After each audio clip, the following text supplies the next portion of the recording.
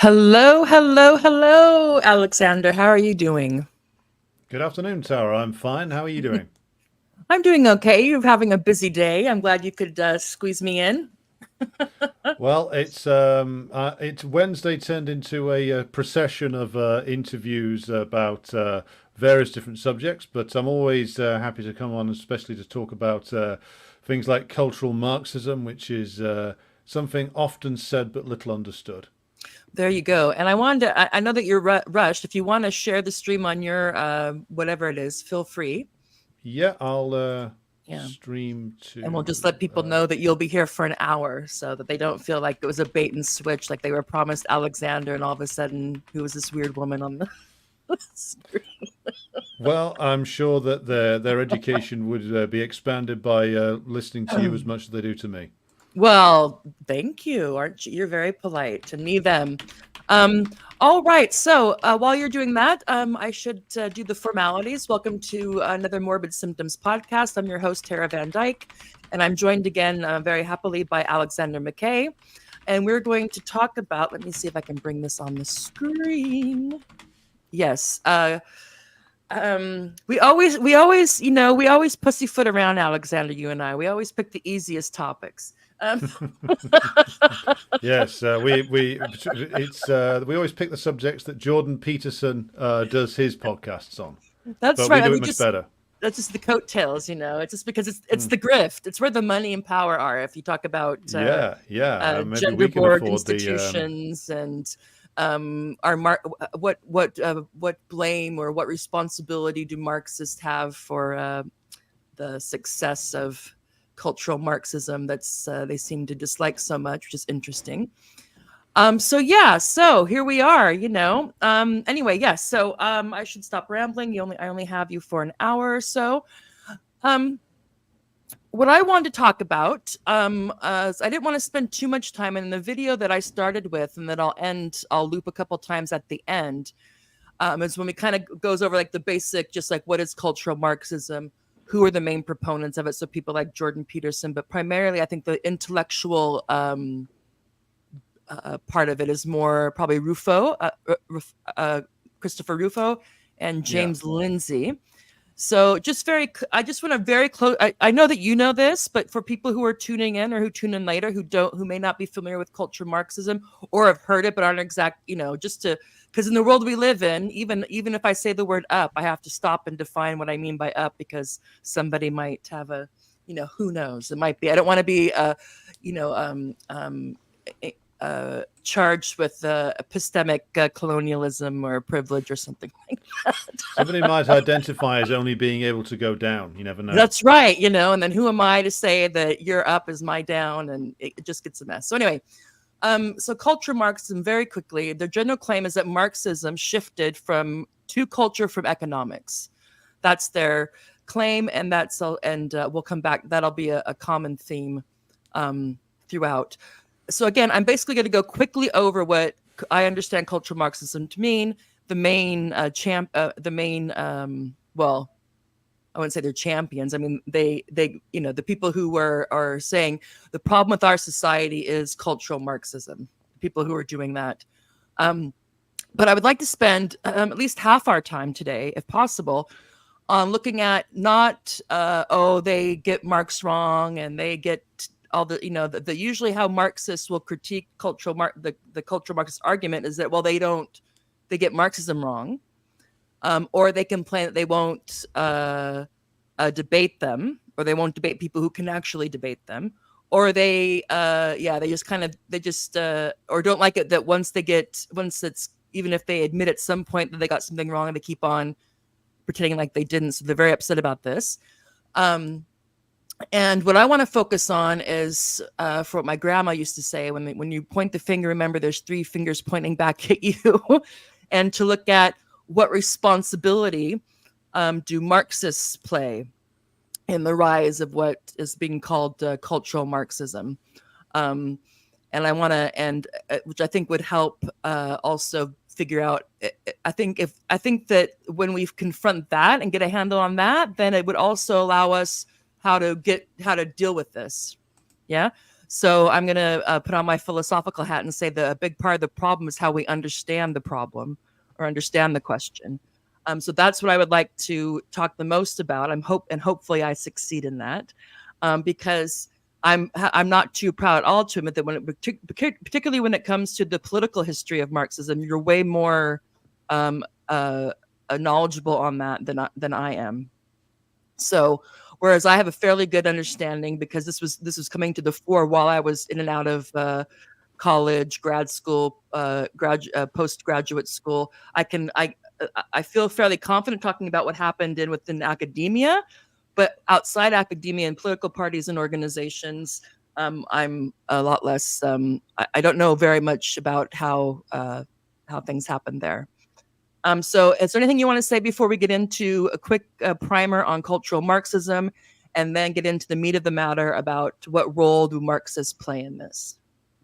Well, I'll just briefly prefigure what I'm going to say in the main body of my comments by saying that the reason why Peterson, Rufo, Lindsay, Ben Shapiro, various other chancers on the internet are able to do this is because Western Marxism in particular gave them an open goal to do so.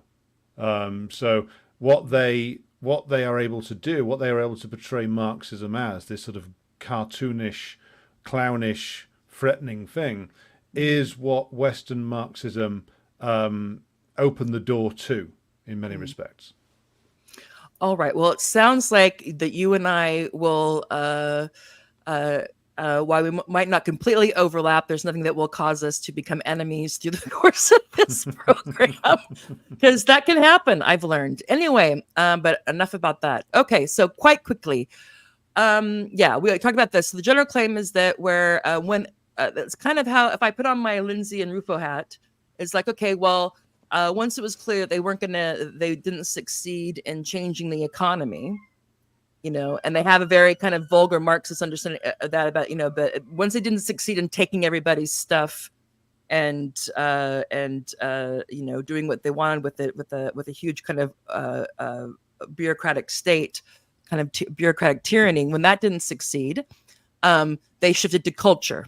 So focusing on, so then you get the feminism, you get the women, you get the all the relations stuff. Yeah. So gender relations, ethnic relations, religious relations, racial relations, north-south, global north, all this kind of stuff.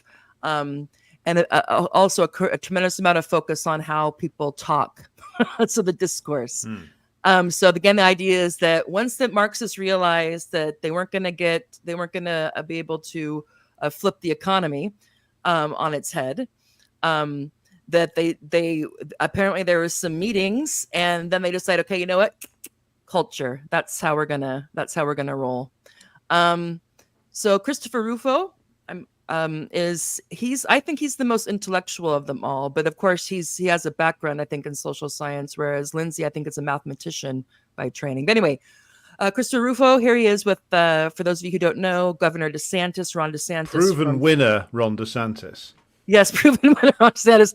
However, he did score some points in the cultural, quote unquote, cultural war. Although I have a problem, I think, and we'll get in. I'll save this for later. How I think calling something a culture war is also a bit of a hedge, on the materialist side, is to kind of isolate as it's something totally separate, and that we don't have to look at it from a political economic or a cultural political economic point of view, if you want to add that to it. But anyway, his focus is on the ideological effort by left-leaning academics and activists. And he's very concerned about the undermining of traditional values and institutions, in particular identity politics. And his big thing was he really shed a light, some people would disagree, on critical race theory and what was going on particularly in middle schools, but also grade schools and middle schools in the United States. So that you guys have two systems here. You have primary and secondary, but in the United States, most states have primary school, which is into the 5th grade. Then you have middle school, which is 6th through 8th. And then you have high school, which is 9, 10, 11, 12. and he found things, and he did, and to his credit, he did find things, and then he presents them, I think, as if they're happening everywhere with the same intensity. So people like, grade school teachers making white people having their white students be treated as second class students for a day, so they get that feeling. All this type of stuff that was that he basically said this is basically reverse racism, and that this is teaching everybody to focus on race and to dislike each other. And he gained quite a bit of ground. And Ron DeSantis, I think for sure in Florida, there might be some other states, but anyway, a big attention, like what's going on in our schools, what's happening here, and that's his big thing, particularly on critical race theory, but other things as well. And let's see. So he has his this might be his only book, and he does work for the Manhattan Institute, which is, well, I would say it's kind of a CIA cutout, but it's a think tank that was started, I think, in the 80s by a former CIA director. And even though a lot of the people there, some of them, they have the spectrum between like liberal or like a class, they would qualify themselves as classical liberals, or to the or to the conservative side. But of course, if you look at their founder and the first director of the Manhattan Institute was a former CIA director, and a lot of their funding comes from, the standard, the usual suspects. So big pharma, Bill Gates, so all those, I don't know, the general suspects of who you would expect to, be interested in funding think tanks. Anyway, so America's Cultural Revolution: How the Radical Left Conquered Everything. And so this is come back to me that the left won, but we didn't realize it won because the people who were fighting the quote unquote communists or Marxist socialists before, were focused on the economy. And while they kind of, I guess, had a sigh of relief after maybe the Soviet Union fell, they didn't realize that these crafty radical leftists were secretly undermining every institution of liberal society and succeeding. That's okay. And he also has several 3 or 4 documentaries. One's called America Lost, and in this particular one, he goes into, I think, 3 or 4 kind of forsaken American small cities. One in the West Coast, one in the South, and one in the I think probably somewhere in New Jersey or something. And again, as you can imagine, isn't really focusing on. You don't get a political economy critique of why these areas fell into disarray. You get more of a cultural one. Anyway, but he's had some quite success, won awards. In fact, Vice, you'll hear things like Vox was, and this is not just, and I picked Glenn Greenwald because Glenn Greenwald, some people might think that he's moved to the right, but I kind of just see him as mainly a left-leaning journalist who's very concerned about civil liberties, of course, especially the freedom of speech and the press and all that. But he says Christopher Rufo has had an extremely significant impact in our political discourse. I can't disagree with that. That's why I know who he is. And Vox, which is, I don't even know if it's still around. It used to be like Vice. I get them confused. Anyway, an outlet based in the States, I believe. The most important intellectual entrepreneur on the political right today. Interesting choice of words. So anyway, that's what you can do with CIA money. That's what you know. And of course, and you can see because I don't think it only was him, but he was the one that really hit home and made critical race theory a political issue on the Republican, especially in the conservative Republican circles, not just in state or local elections, although they do focus on that, but also, I'm sure there's something about it. And this is the reason why you hear it. You'll hear. I'm sure you heard something about it on the RNC. I'm sure there's something about it in whatever they have online for the Trump campaign that he's going to ban or something. Critical race theory, I'd imagine, from being taught in public schools. James Lindsay, he's part of the one with Peter starts with the B. Crap. Anyway, when they did a kind of another, it was in the late 90s that someone submitted something to one of the main postmodern or post-structuralists. The Sokol thing. Yeah. They did this. They started doing this maybe 10 years ago. So James Lindsay a lady who's, I can't remember her name. I'm sorry. I can picture her face. And Peter Bogdanazane or something, who used to be at Portland State University, PSU. Anyway, they, to make fun of some of this stuff, started submitting publications about, like, the misgendered penis or whatever it was, to a variety of publications, and not all of them were accepted, but a lot of them were accepted. And then they would come out later saying, like, we totally just gamed the discourse to get into their stuff. But he's a mathematician by, I think that's what his degrees are in, math.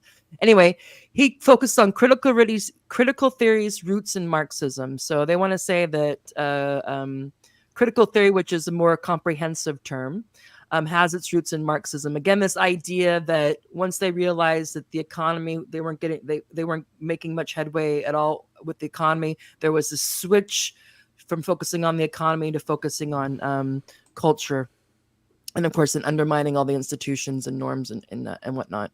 So his concern is the destabilization of Western values, which individualism, reason, and democracy. So he's opposed to critical theory, because critical theory, which he would say has its roots in Marxism, is against individualism, reason, and democracy. And again, he also focused on critical race theory, but also gender studies and gender identity and ideology, and the whole trans women or women, no debate type thing.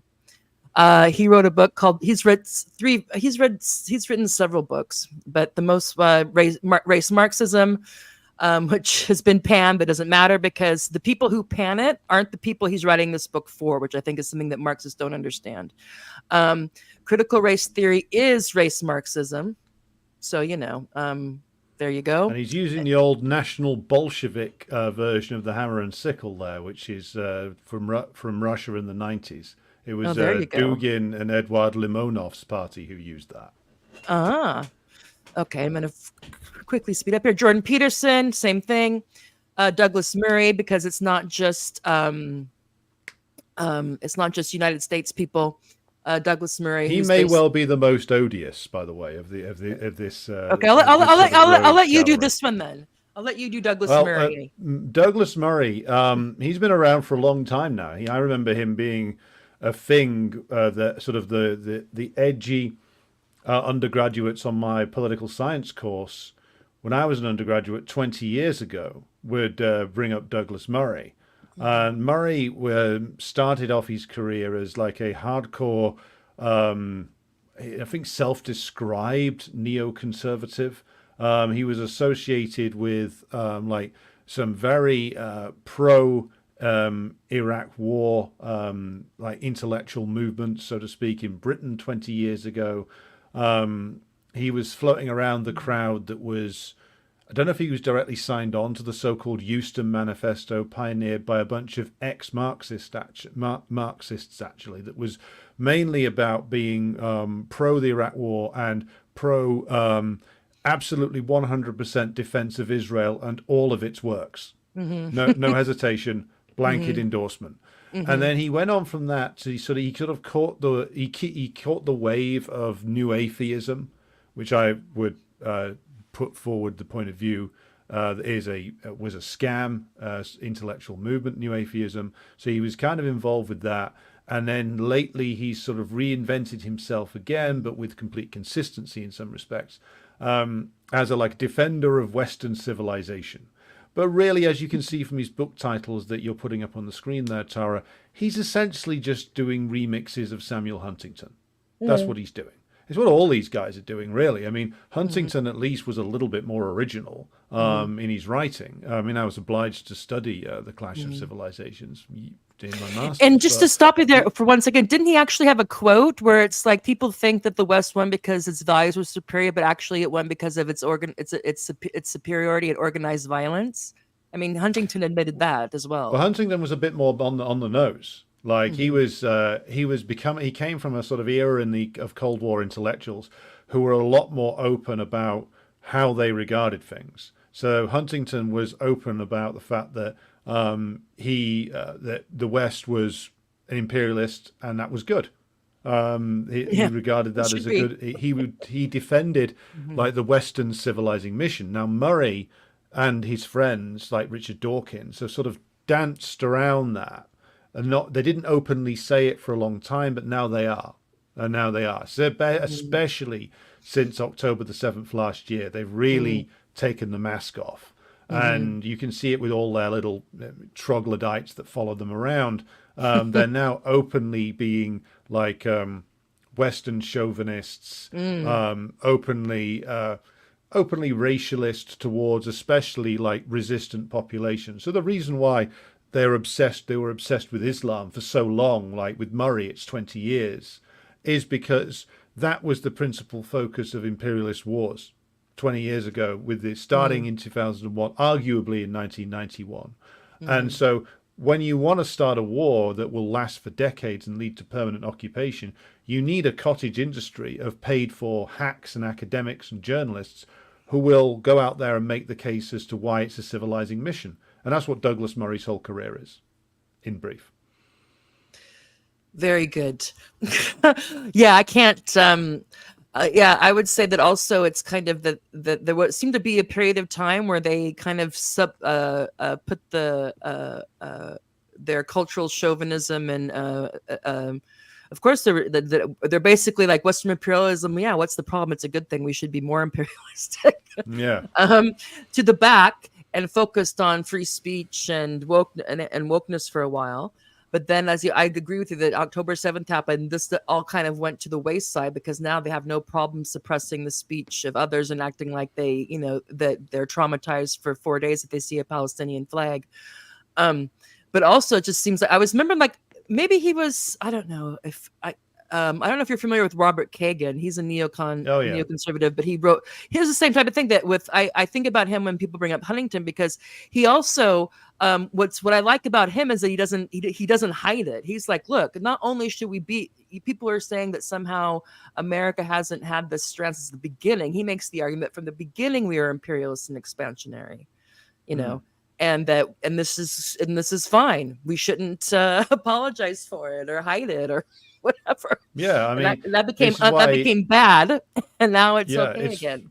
It's why every Marxist should read people like him and Cecil Rhodes as well, like the original, because he was quite open about two things.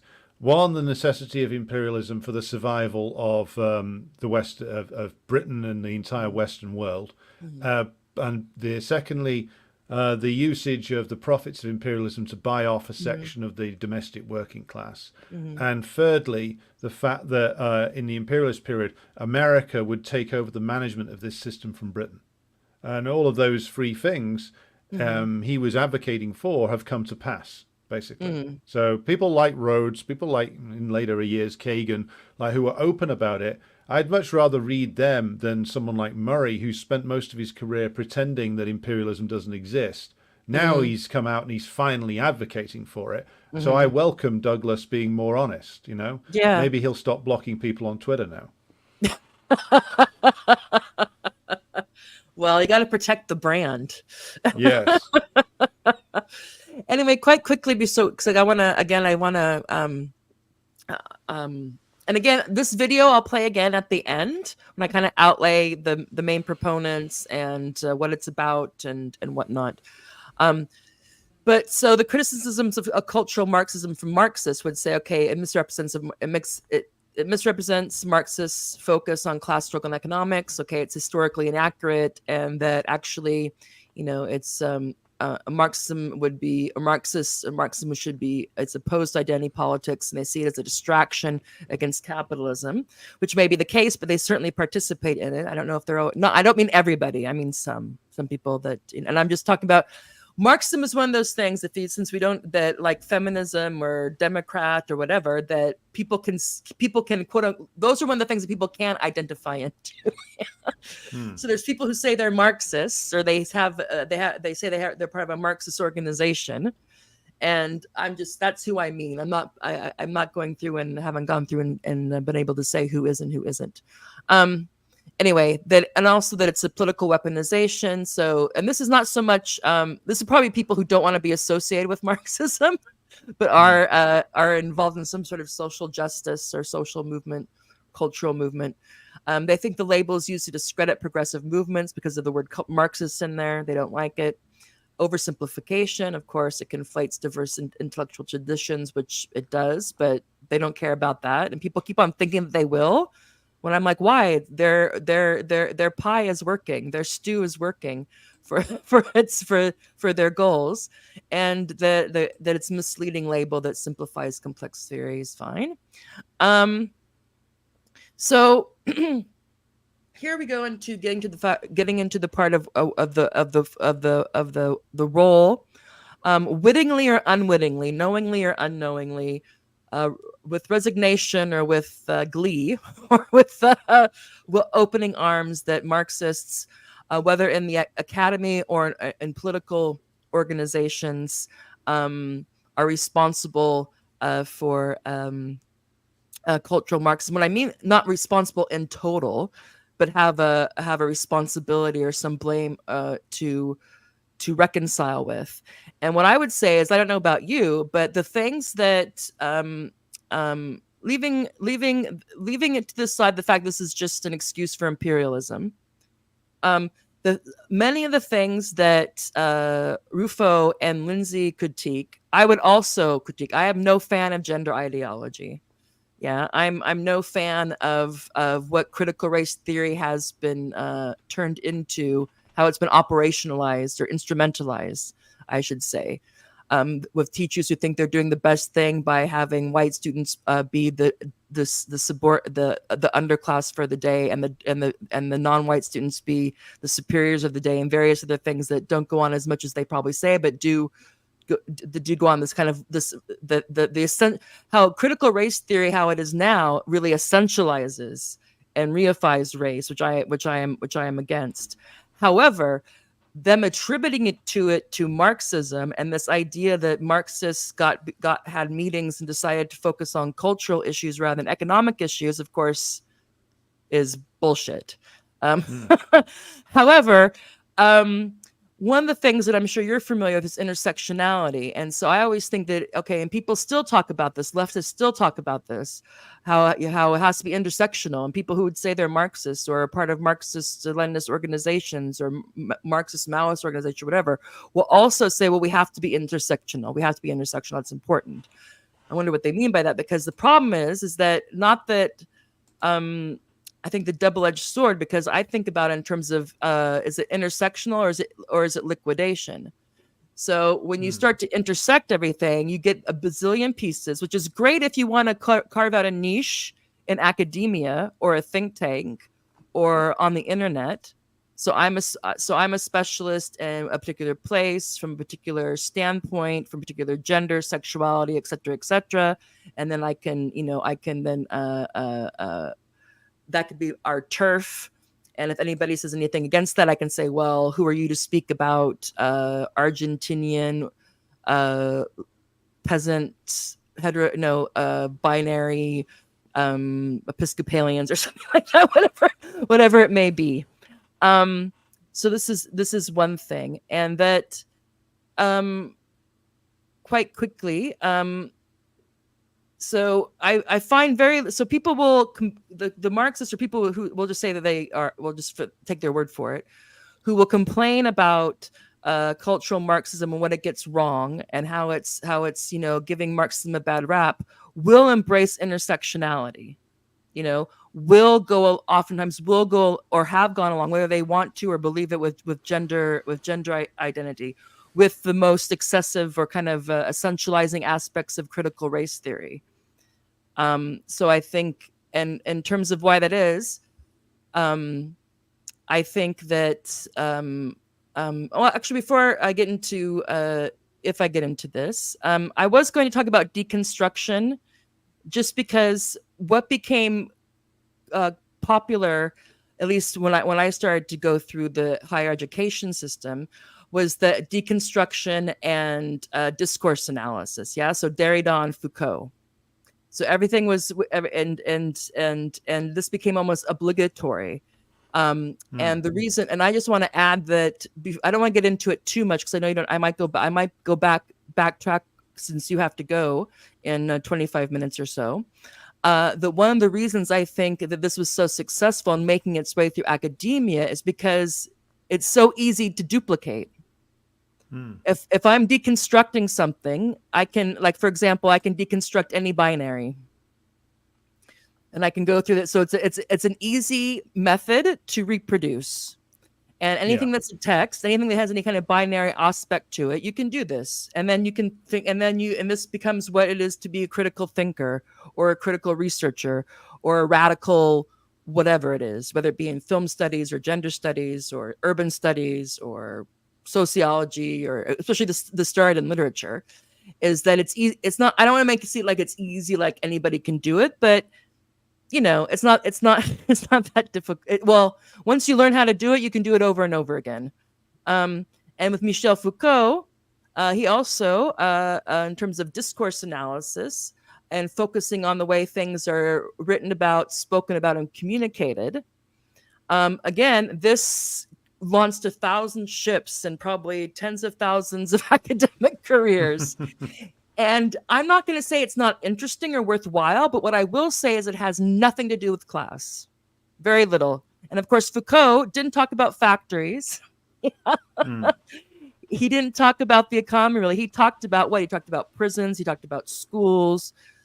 So, which is not that you shouldn't talk about those things, but one thing about discourse analysis and deconstruction and queering any binary and focusing on that is that it really does not ruffle the feathers of the structure of our capitalist economy at all. Yet you can do it and be radical or critical and, whatever. I think that's one of the reasons why it kind of got so popular in higher ed, and also after the 60s. I don't know when it was in the UK, that you had this proliferation of degree programs. Yeah. So when you have like development studies and gender, well, it was women's studies and film studies, and then you have cultural studies, and you have African American, well, we wouldn't have, well, maybe you'd have African American studies, but Oriental studies and these studies and that studies and all these things, that there was a lot of opportunity to engage in critical discourse analysis, if you will, in deconstruction and pretend like, and well, not, I don't know. Do you think pretend is too harsh a word? To pretend you're being critical? Or I don't know. Looking No. back, or no?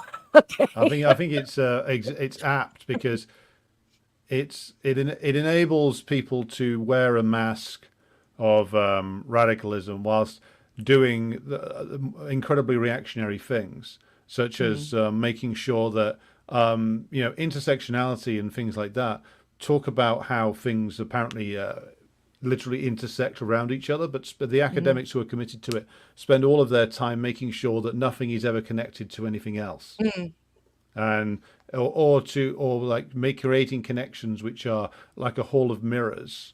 They show you, like, they don't show you a clear reality; they show you a distortion of it. So, like, Yes. it is pretense and it is a con game, and it's been going on for quite some time.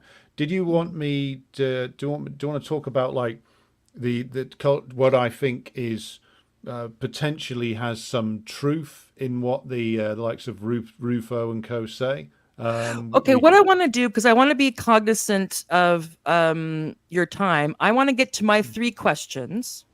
Okay. And then you can do then I trust you to take the 20 minutes to address anything that I have brought up, how you want to, or if there's something important that I totally missed, then you can bring that up as well. Okay. So when I'm talking to Marxists, so all Marxists, when they and I understand the CIA is bad, the FBI is bad, the FBI and the CIA and probably MI5 and MI6 organizations have not been fair to Marxists, and that what the critical Marxists say, or not the critical Marxists, but when the people who point the finger and say, but for cultural Marxism, our lands would be fantastic. I totally understand why their heads explode, because they do bastardize and present a caricature that's self-serving. But of course, they're involved in an ideological battle more than anything else, I would say, even though they might really want to, quote unquote, save the university. And I'm all for saving the university from postmodernism and and the excesses of that. However, my inconvenient questions or disavowed truths, to use a fancy word, would be, did Marxists enable rather than direct the emergence of cultural Marxism, or in what ways? And this kind of goes back to what you said about Western Marxism. Did the proponents of French theory or postmodernism carry out a palace or silent revolution in critical theory? Again, critical theory became what Marxism was kind of a pseudonym for Marxism. I think beginning with the Frankfurt School, it became kind of like critical theory, wink, wink, we mean Marxism. And then all of a sudden now it means, a variety of other things. So in particular, again, I don't know as much about political organizations, but in terms of academia and other things, could we call this, is it useful to think about it in terms of a palace or silent revolution? And of course, the question becomes, why was it so easy to do that? Or it seems looking back that it was easy to do that. And also, are Marxists avoiding ruthless critique of how and why they have been so compromised or overshadowed by these other intellectual and political movements? So these are three questions that I have, and I don't necessarily have answers for, but I think they're important questions, or at least the beginnings of important questions to get to the bottom of how we got here. And I will leave it at that. And so now you can take with it what you will, and I will listen attentively. Well, I think the first question, which is about Marxists enabling the emergence of cultural Marxism, there's two distinctions to be made here. Cultural Marxism has been talked about by reactionaries of various kinds since the early 20th century. Various reactionaries in Europe were complaining about it, and they do use some of the same arguments that the likes of Peterson, Rufo, and Lindsay use now. If you read Mein Kampf, which I wouldn't recommend necessarily, but I did, it's full of this kind of stuff about how Judeo-Bolshevism, the usual complaint from Adolf, was infiltrating everything and hollowing everything out, which is a very familiar complaint from the extremely online reactionaries. So that's an old thing that has been brought back. Not everybody who talks about cultural Marxism is a fascist of some description, or is aping the failed Austrian watercolor artist, as I refer to him as. But that is a source of some of this. In terms of Marxism and its responsibility for cultural Marxism, let's be clear.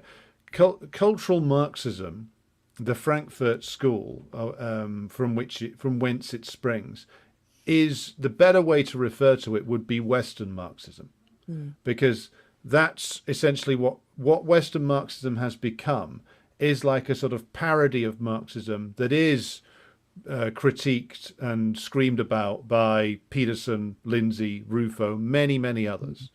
And that starts really with the Frankfurt School, but it wasn't that the Frankfurt School meant that was code for Marxism.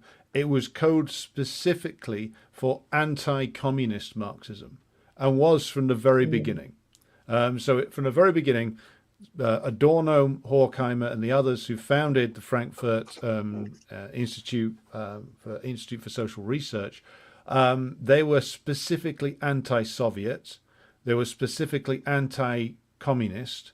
They were anti the German Communist Party. And this starts in the late 1920s, when the German Communist Party was a serious big deal. Became the third and fourth biggest party in Germany in the late 1920s, early 1930s. So it emerges as a form of Marxism which specifically despises the Soviet Union and is anti the Soviet Union. And it's run by people who are rabidly anti-working class. Adorno, Horkheimer, the rest of them, rabidly anti-working class, incredibly snobbish, incredibly elitist in their points of view. To them, Marxism was a neat parlor trick, something that would enable them to do something else. Which is why to them, they are guilty of divorcing Marxism from class struggle. And if you divorce Marxism from class struggle, you cease to do Marxism. And this is why, of course, they were brought to the attention of both Adorno, Horkheimer, Herbert Marcuse slightly later on, came to the attention of the CIA and MI6, because they were looking for, as Gabriel Rockhill and other scholars have pointed out, they were looking for, as what Rockhill calls the compatible left. They were looking for a left that would be, on the surface, use a lot of radical words, but in the form, so they had the form of radicalism. The content, though, was purely anti-communist and anti-worker. And that's what the Frankfurt School were and remained. And that is why when you talk about cultural Marxism, that's the truth of that that descriptor is contained within the Frankfurt School. And so that's why it flows into things like replacing class analysis with analysis of what the Frankfurt School psychoanalyst Erich Fromm called how the fear of freedom, how fascism arose because people just didn't want to be free. They weren't prepared to face the full realities of their choices, so they hid behind authoritarianism. It's why Marcuse openly said in '67, I think, with One Dimensional Man, that the working class in the United States was no longer the revolutionary subject. The revolutionary subject was now the urban racial minorities, minority sexualities, those who were excluded from the sort of New Deal era American society. So he specifically decentered the working class from his so-called Marxism, just as earlier on Adorno and Horkheimer had basically divorced Marxism from, or tried to divorce it from any concept of class struggle. And this is why, of course, they are, sponsored by the CIA, MI6, and various foundations to go around the world giving these long-winded lectures, which essentially lead people down a garden path to absolutely nowhere. Because if you take out the class struggle element of Marxism, first of all, it's no longer Marxism, and you add in all these different elements, saying, well, we should focus on the homeless are now the radical subjects. It's the racial minorities who are the revolutionary subjects. It's the minority sexualities who are the revolutionary subjects. You can see, I mean, this borders back on the discussion we were having about how the left went in for transgenderism. You can see why the left went in for transgenderism. They'd found another revolutionary subject. They've been trying to do that. To be disappointed by. Yeah, well, they've been trying to do that. There's since the rise and 20s. fall. They're still in love now, but it's starting. The shine is leaving the diamond. Yeah, they'll go on to something else now. But this is the point. Like, so there's elements of in what the anti-communists who say that cultural Marxism is hollowing out the West. They have elements of truth in what they say. And the elements of truth revolve around the Frankfurt School. They also revolve around Derrida, Foucault, Deleuze, and others, who started off, a lot of them did, in the old French Communist Party back in the 1950s. Foucault was a member. I believe Derrida was a member for a while. A lot of them, these intellectuals, were all part of the Communist Party of France in the immediate period after World War II into the 50s. Most of them left by the early 60s, early to mid 60s. Foucault became a specific anti-communist. And again, look at Foucault's work. What is he focusing on? Prisons, history of insanity, history of sexuality, Knowledge, of course, for reasons that we won't get into now, why that some of those were his fascinations. Is he the first autoethnographer? Yes, basically. But what you do then is like you replace Marxism-Leninism is a comprehensive, or should be a comprehensive, worldview. So what Foucault does is he breaks it down into systems of oppression, individualized systems of oppression. So like the prison is a system of oppression, the asylum is a system of oppression, like the oppression of minority sexualities is another system. And then you take out the class struggle bit entirely, and you end up doing crazy things like declaring that the whole class struggle is finished, and we must look elsewhere for any radical breakthroughs. Briefly endorsing the Iranian Revolution until he found out what it actually was. Then he was a whole lot less keen on it. But what they all did was they all took a pro-imperialist turn, which is what Rufo and Peterson will never talk about. So like Foucault was to a certain extent, Derrida certainly was. Derrida, by the end of his life in Spectres of Marx, is openly saying, I mean, first of all, that's a gibberish book. I mean, I remember reading it a few years ago, and like, it's like he's talking about how to reclaim Marx, but he makes it clear that he has nothing to do with Marxism. But he says that They all want to make Marxists that now, clear. yeah, the Marxists now should all support the US-led bombing of Bosnia. Because that's where radicalism lies. It's basically he became just like Christopher Hitchens, just more wordy and pretentious, if you can imagine that. And just because I'm cognizant of the time, but I remember thinking wasn't because there was the Spectre of Marx or whatever it was that Derrida did, and then I remember hearing this. I don't know if it's true that Deleuze was in the process of writing something called The Grandeur of Marx before did he kill himself? Yeah, before he committed suicide, or I think so it's kind of interesting, these people that go so far away from it or try to go far away from it at some point. I don't know if it's guilt or because maybe that's just the thing to do, that somebody has to write a book about Marx. But I also heard that Deleuze was writing something, or there's a partial draft somewhere called The Grandeur of Marx that will never be subjected to. But it's kind of interesting that it's still, they can't, that somehow it's, they can't totally break away. Yeah. The Anecdote. The Marxism of Derrida, of course, follows on from. I mean, the reason why this grows is in part due to the fact that they were all part of this Communist Party, which did fail.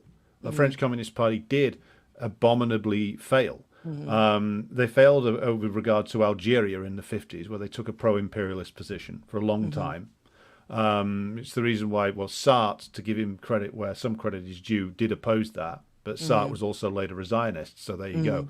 But the French Communist Party collapsed into just being another social democratic party, which is the reason why they opposed the worker uprising of 1968, which is what the real story of 1968 was. Yes, there was that student element. Then you have this gigantic strike wave which tries to take over the running of factories, and the French Communist Party deliberately sabotages it and essentially sides with de Gaulle, because they wanted to preserve what they regarded as the positive thing, which was the social democratic compromises of the post-1945 French governments. We don't have time to get into all the whys and wherefores now, but that is what happened to them. And so where you have these failures in France, or same failure in Italy, which turns ultimately to Euro-communism, which of course produces people like Negri, if you're familiar with him, Tony Negri, who went on to write the book Empire. Yeah, Hart Negri, Yeah, associated with the Red Brigade terrorist organization earlier on in his career. So you have all of these Western communist parties be either repressed or fail. And so therefore the intellectual layer that came out of them already have a distorted view of Marxism. And so they are then offered a profitable career path out of communism, out of the communist parties, into Western academia, to produce this sort of the endless repeat cycle of deconstruction, or the various analyses of Foucault. And yeah, that's the path that they all took. All is part of like the stew, the foul brew that becomes like the what is Western Marxism today, which is inflected by all of this, and academia, which is soaked in all of this. So when James Lindsay says academia is soaked in all of this, he's not wrong. He's just wrong about where it comes from, because ultimately a lot of these people support some of the same things that James Lindsay does. But to go on about like to talk about your second point, like the critical theory, the coup that they carried out was against Marxism-Leninism.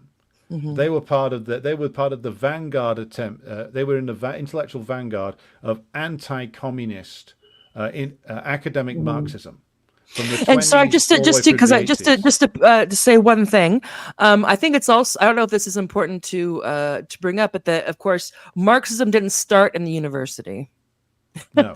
But, so Marx, of course, went. He got his degree. I think he started out in law, but then switched to philosophy.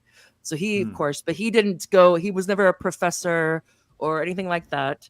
I think I always wonder how much that plays a role in what comes of or is made out of.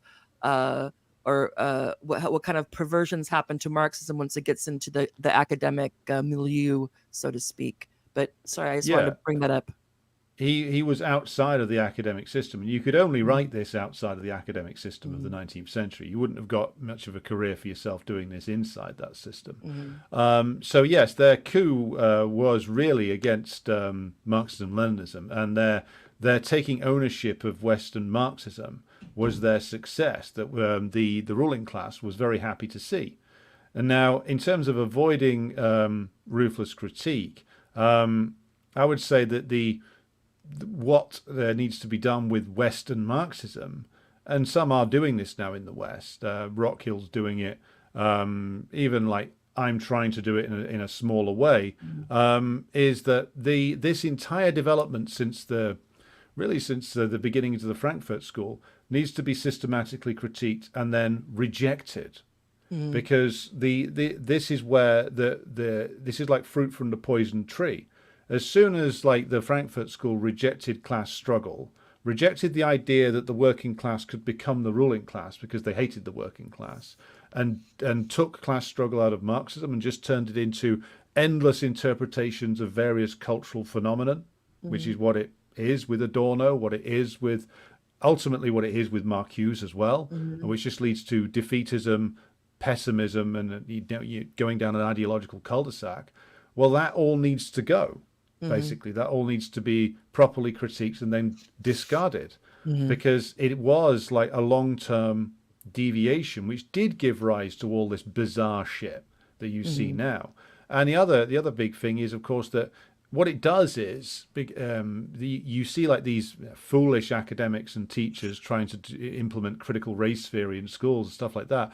I mean, on one level, I feel contempt for these people, but I feel sorry for some of them, Mm-hmm. because it's clear I'm that sure they think they're some doing the of right them, thing. Yeah. yeah, some of them want to do the right thing, but And of course racism is bad. they, So. well, yeah, it is indeed, and that's the point is you have to understand it properly, why it's promoted. Because what a lot of people don't understand is that the ruling class can promote more than one thing at the same time. Mm-hmm. They can often promote things which seem contradictory. They'll promote critical race theory in public institutions at the same time as they're promoting, or maybe a different section of the ruling class is promoting the career of Douglas Murray. So this is Mm-hmm. the same class that is ultimately behind all of this. They're just promoting these competing narratives to keep people invested in it, invested in like fights that go nowhere.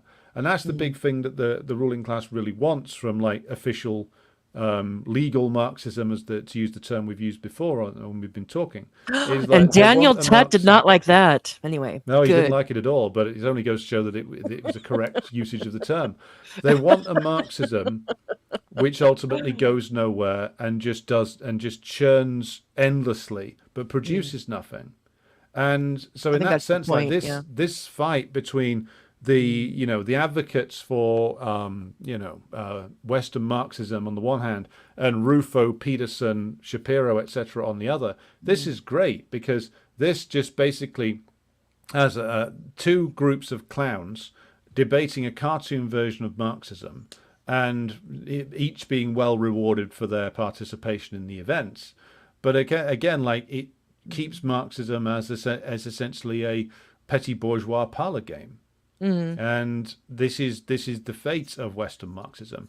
So again, like to move on, then we have to critique and reject the legacy, because you have to recognize that most of the developments, both in the academic sphere and in the political sphere after World War II, with the failure of the Western communist parties and their conversion to social democracy, is what is a key part of the reason why revolutionary moments that, when they did come along in the West, all failed or Mm-hmm. collapsed in on themselves. Why ultra reactionary politics won, and unless we understand that, then we can't move forward. So like it's not, you can't just say, oh, Peterson's a bad man, Douglas Murray's a racist, stuff like that. Mm. It's like, no, you have to understand why their rhetoric picks up some support, because like there is that element of truth which they jump off of and then build a whole bullshit theory off. Mm. So you can't critique them properly unless you're prepared to understand where what they're picking up on comes from. And if we're not prepared to do that, then we might as well give up. Yeah, and they let's see. It's not fun if we agree on everything. No, it's fine. Thank you. Um, I would just want to highlight a couple of things again, coming from my time in higher ed, especially when this became when I realized what was going on. And two things I mentioned this before, that why it's going to be so difficult to get out of academia. Not that this has to begin in academia by any stretch of the imagination, but that this thing about going through various potential revolutionary subjects. It's like a different fashion. So I remember when I was, I think it was actually Eric Swingendow, whose geography work who I like very much. But it was this idea that maybe the slum dwellers, right? So the people in the people in the third world slum, they were going to be the revolutionary subject. And then there was the students, and there was the undocumented and all this stuff. And I started to think, okay, well, not that these people are necessarily lying, like they're lying on purpose, like that even matters. But the idea is you go through, okay, we've lost, we ran out. It's like a romance. We got out of this one, and now, oh, maybe this is the one. And then you talk about how it could be the one. People write about all this stuff, perhaps this, perhaps that. And then they inflate every little thing that happens in a slum or around a slum. They inflate to give it tremendous importance. And then again, a time goes by, things don't really change, or they get worse. And then they have to write about then you have a period of why it didn't happen. And then you move on to something else. It's also like, I don't know, you might be familiar with Bob Jessup. He's a kind of a person that's done interesting things in a very Western Marxist type of way, is that they talk about institutional returns. So we're focusing on institutions for a while, and then for a decade we don't, and then we come back to the institutions. We're focusing on the market for a while, not the state, and then we flip around. No, wait a minute, the state is also important.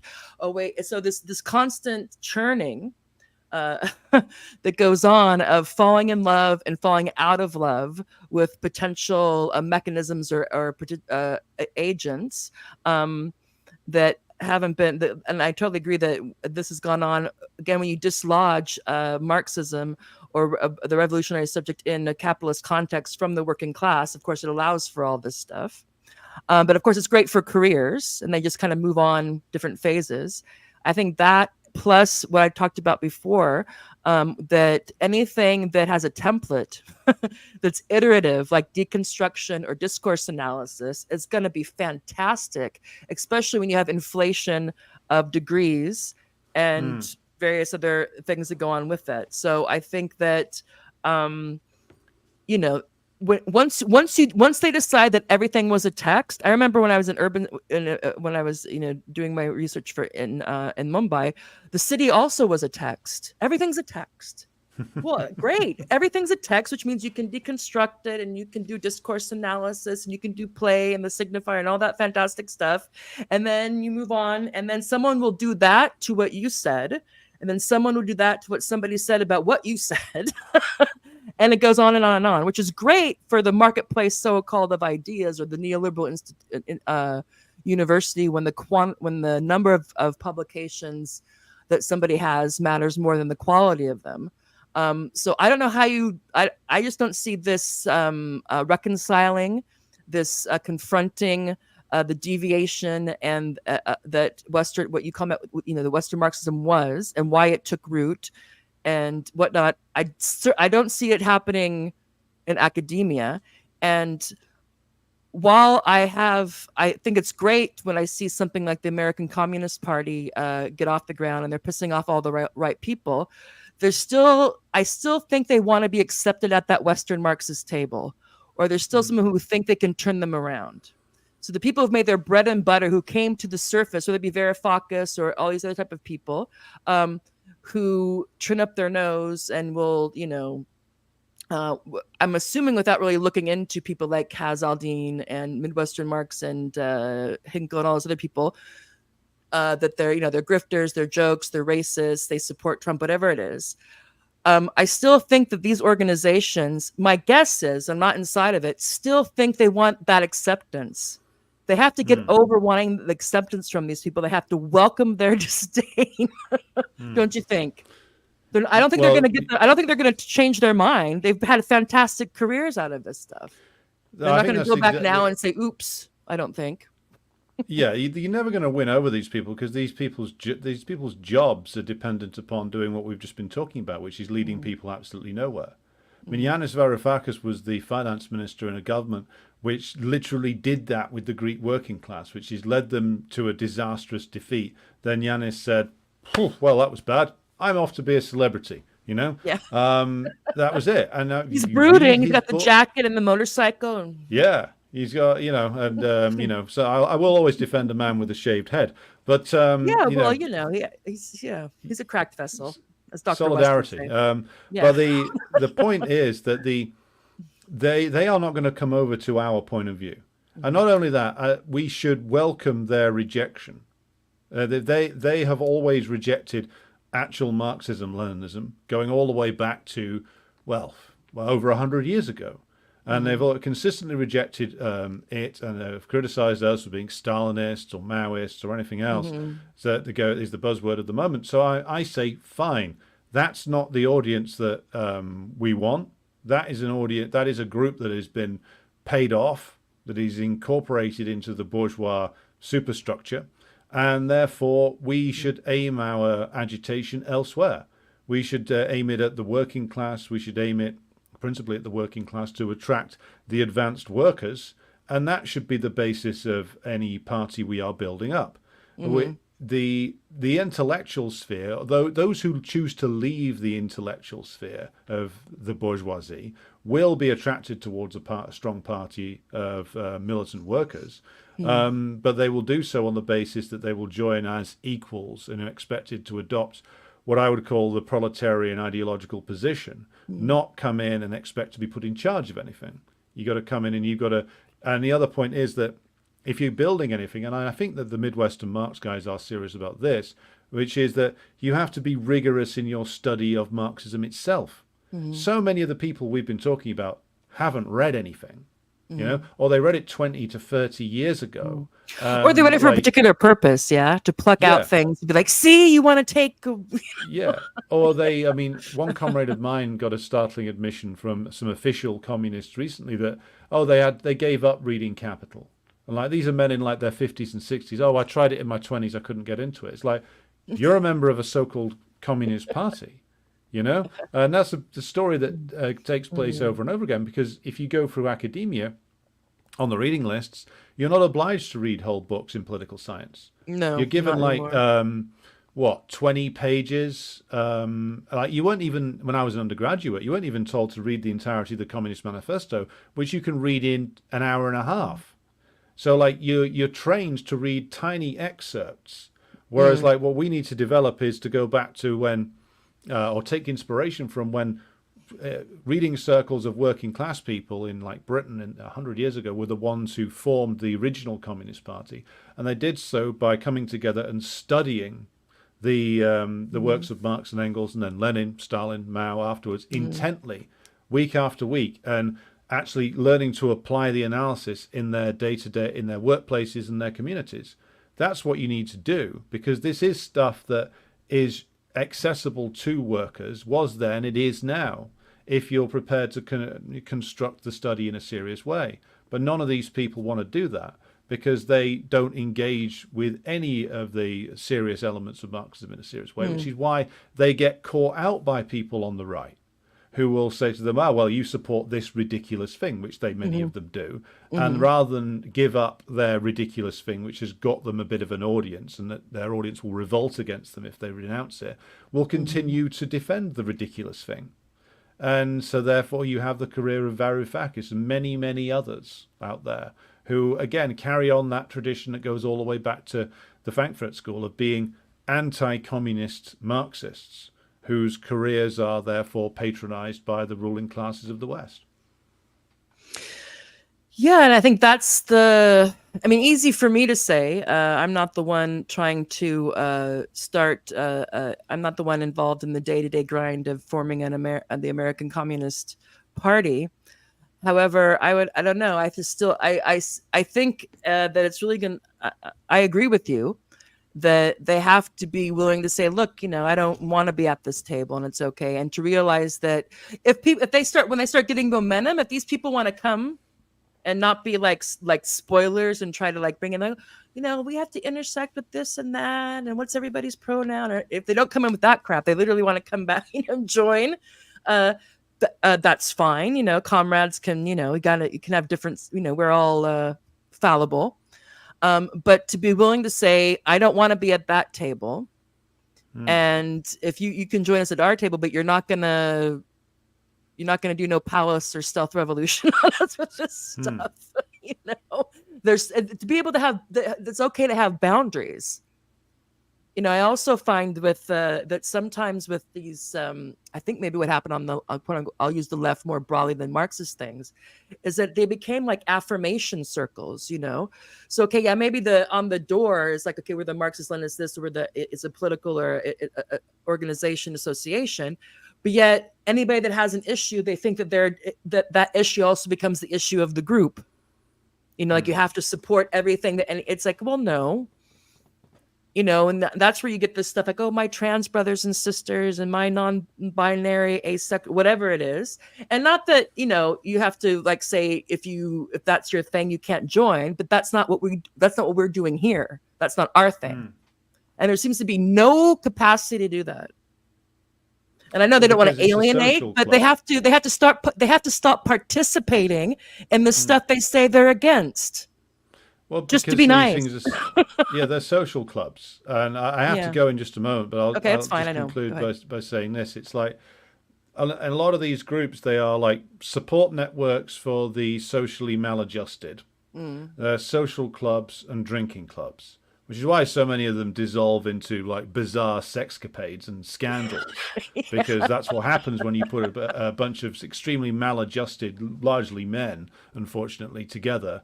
And give them loads of alcohol and turn them into like a sort of parasocial support network for each other. You end up with a destroyed organization. Those bitches and witches. Sinking under the weight of its own scandals. But the point is, it's like communist parties should not be like just a social organization. You engage in a project to recreate, or should we say, bring Marxism, Leninism as a worldview and a guide to action back into the working class, where it's been pushed out of for 40 odd years.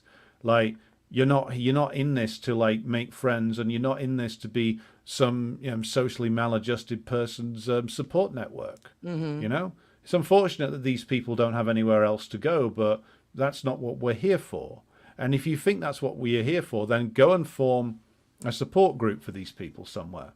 Don't bring them into Marxism and call them revolutionaries and pander to their every whim, because that's just the way to irrelevancy, Yeah, and I think it's okay to be like, you can have splinter things. That's why you can go meet at the pub later or before the coffee shop or someplace else. But when we're here, we're about the business of the science and politics of overcoming the, capital labor contradiction or however you want to call it. The overthrow of the wages system.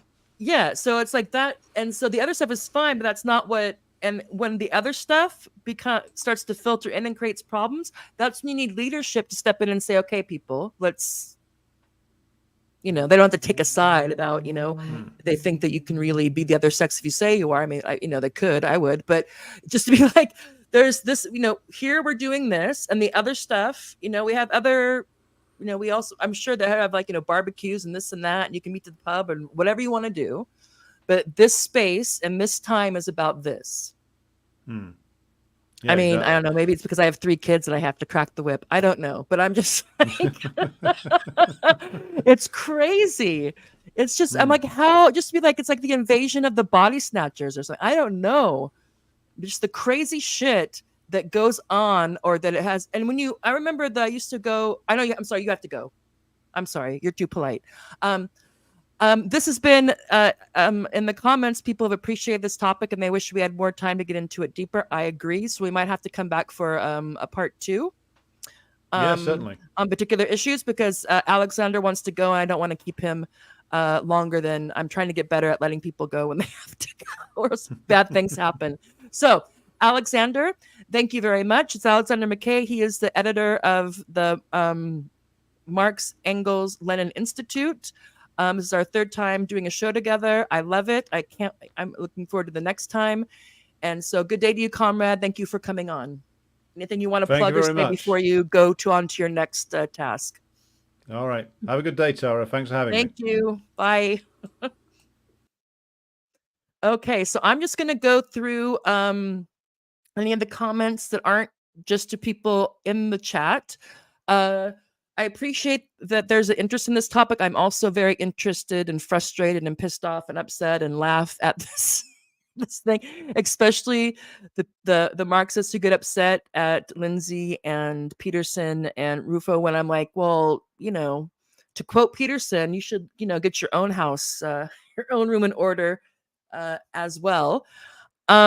I'm just going to go through the comments and put them on the screen. If there's any questions to me specifically, or to the question, if there's questions, I'll do my best to answer them. But I will have Alexander back when we have more time to focus on this issue and also to address your guys' questions and comments. I couldn't do it too much because he only had an hour. So let's see. Who have I missed? Maybe I should turn on the music now while I scroll up. Okay. Oh, this is funny. Hugh, it must be a private joke. Hugh Keenan says, is it possible for Alexander to act offended by a question, allowing him to take the moral high ground, be rude to Tara, and then storm off the show, promising never to return? Yeah.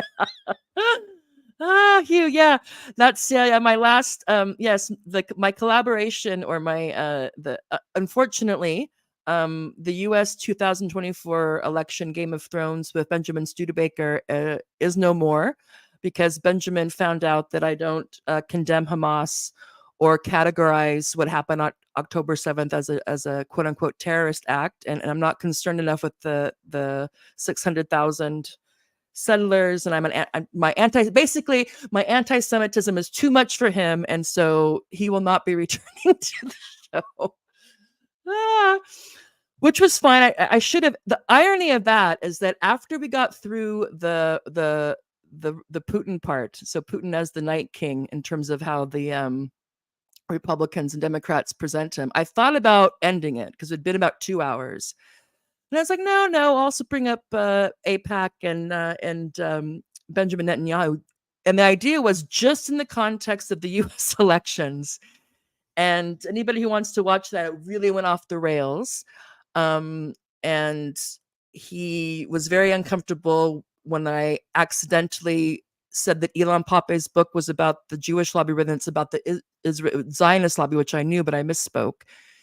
And then when he found out that I don't condemn Hamas, that was really a stone too far for him. And so he is not going to be back on the show. And yeah, I thought about, it's kind of funny. I didn't know what to make of it. And so I thought, okay, should I delete it? Should I not post it? What to do? And then I thought I'll sleep on it. And so the next day I got up and I was pissed. I was like, this dude is taking the high ground with me when he's a genocide denier or apologist. And I'm the bad one. I was like, no. I'm like, dude, please. The whole idea, well, they should, it's a bad to call it a genocide. Well, if you're saying we shouldn't call something that's a genocide, that's genocide denial. And the idea somehow that, it was just, and also this notion that it would have been the right thing to do had been for the Palestinians just to hold out as long as possible, because at some point they would have to integrate, or Israel would have to integrate them into greater. I was just like, have you been there? Do you know what you're talking about?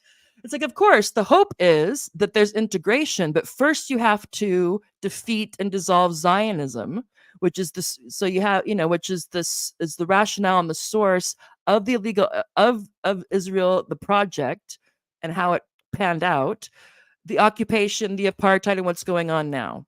So I'm all for a lasting peace and fairness, and and to go back again how it was a while ago, when there wasn't very many tensions at all between Jewish and Arab inhabitants of that area. But first, you have to defeat Zionism, and if that makes me an anti-Semite, I don't care. Bullshit. Too bad for him. But thank you. You clearly I'm not over it. But anyway, I decided to leave it up in its entirety, with the preface of what happened the last 20 minutes, and people can decide for themselves if I'm some sort of terrible anti-Semite who should be, that gives you cooties if you if you're on the show. Anyway, let's see. Cobra Commander Hamas and here our heroes. Lenin doesn't talk about LGBTQ. I think a lot of you have just been brainwashed by Nazi like DD politics. Okay. Let's see. Abtin Kamoshi. I'll get some people's names wrong. I'm sorry if I do. Foucault, the Bill Clinton of Marxism. Yeah. Jenny Lynn, look at my complex chart. This must be very real and official. Yeah, this is true. The more somehow, and some things can be complicated, of course, and our concepts. I think we're always confronting today with older concepts that may or may not do the job, and so there can be a mixed match, a tension between the concepts and what we're trying to conceptualize. Obviously, that can take time to adjust, and there's going to be debate and all kinds of stuff around that. But the idea that somehow the more obscure something is, the more difficult something is, somehow the more erudite or better, the more, that's the Judith Butler syndrome, I think. It could just mean that you don't know what you're talking about, or you need to think about some more before you subject others to your to your books. Oh, let's see. Cobra Commander, they're all going to prison. Okay, I'm not sure who that is. Let's see. Jenny Lynn, Marx is looking down at them with disappointment like a father. Yeah, it would be interesting to do a play. We need who's our Samuel Beckett? That's the right name. To do a play where you have somehow you have a situation, so it's magic sci-fi component, that you have Marx, Engels, Lenin, etc., and they're hanging out, and they're able to watch on a screen what's going on. Get snippets of this of what's been going on under the name of Marxism since their passing, and get their take on it. Would be interesting. And of course, people get pissed about it, which is fine. Songs for K. A lot of late 20th century academic theory is elaborate excuses to back away from Marxism and focus on anyone except the working class. Yeah, ABC, anything but class. And it's also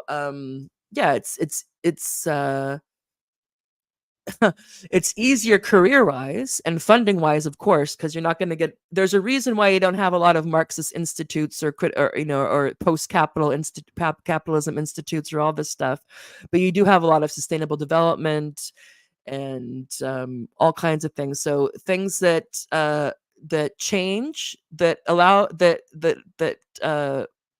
allow for the veneer of change, or allow for changes that don't change.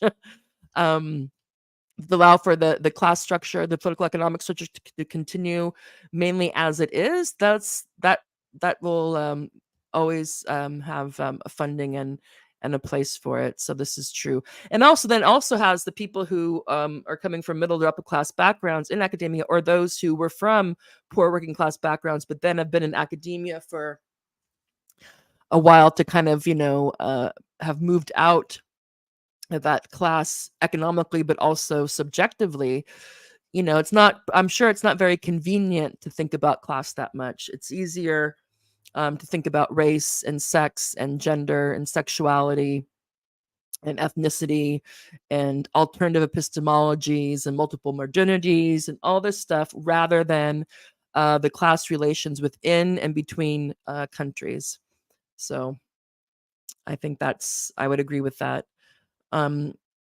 A dingo ate my baby. A dingo ate my baby. Sounds like Trotskyites. Could be. Let's see. I have to have this one because I like positive comments. Johnny Northman, very important topic. Thanks for addressing it. Well, thank you, Johnny, and we will address it more when Alexander has more time, so it doesn't seem like rapid fire so much. Carlos Chavez, in Latin America, we have idiots like Augustin. Oh, my American accent. Augustin Lage, Axel Kaiser, Javier Millet. I know that dude. Gloria Alvarez. Gloria Alvarez, she's the one like the Borderlands and Mestiza Consciousness. Yeah, yeah. I remember reading Borderlands in my Chicana literature class way back when. Among others, talking about cultural Marxisms. Yeah. Let's see. Songs 4K. Lindsay's bizarre. He imagines theorists are confessing to secret Marxism, but they're paying lip service to the cause they're banning. Yeah, it's and it's quite clear with him that when I first started to get irritated with this, both what Lindsay was saying and Rufo. I think I came across Lindsay first because of the articles, the spoof articles or the fake articles. And then I looked into him, and he's upfront anti-communist. He's very freaked out about communism. Whatever. I'm not sure what he understands about communism. My guess it's something like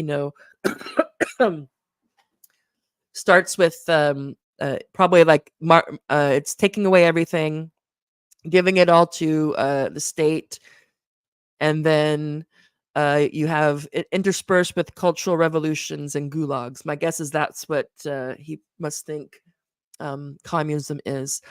But yeah, it's sometimes it's the same thing when you now have Trump or whoever's running the Trump campaign at the moment trying to do Mitt Romney's campaign when they tried to paint Obama as a communist and all this stuff about how Kamal is a communist and you're voting for communism.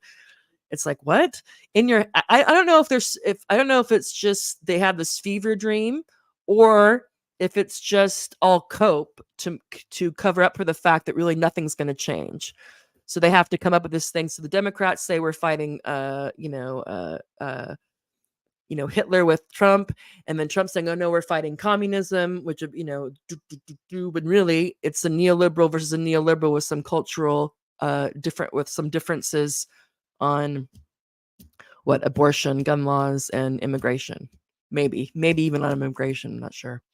To cover up for that. So yeah, it's crazy. But it works. So what to do? Let's see. Big T.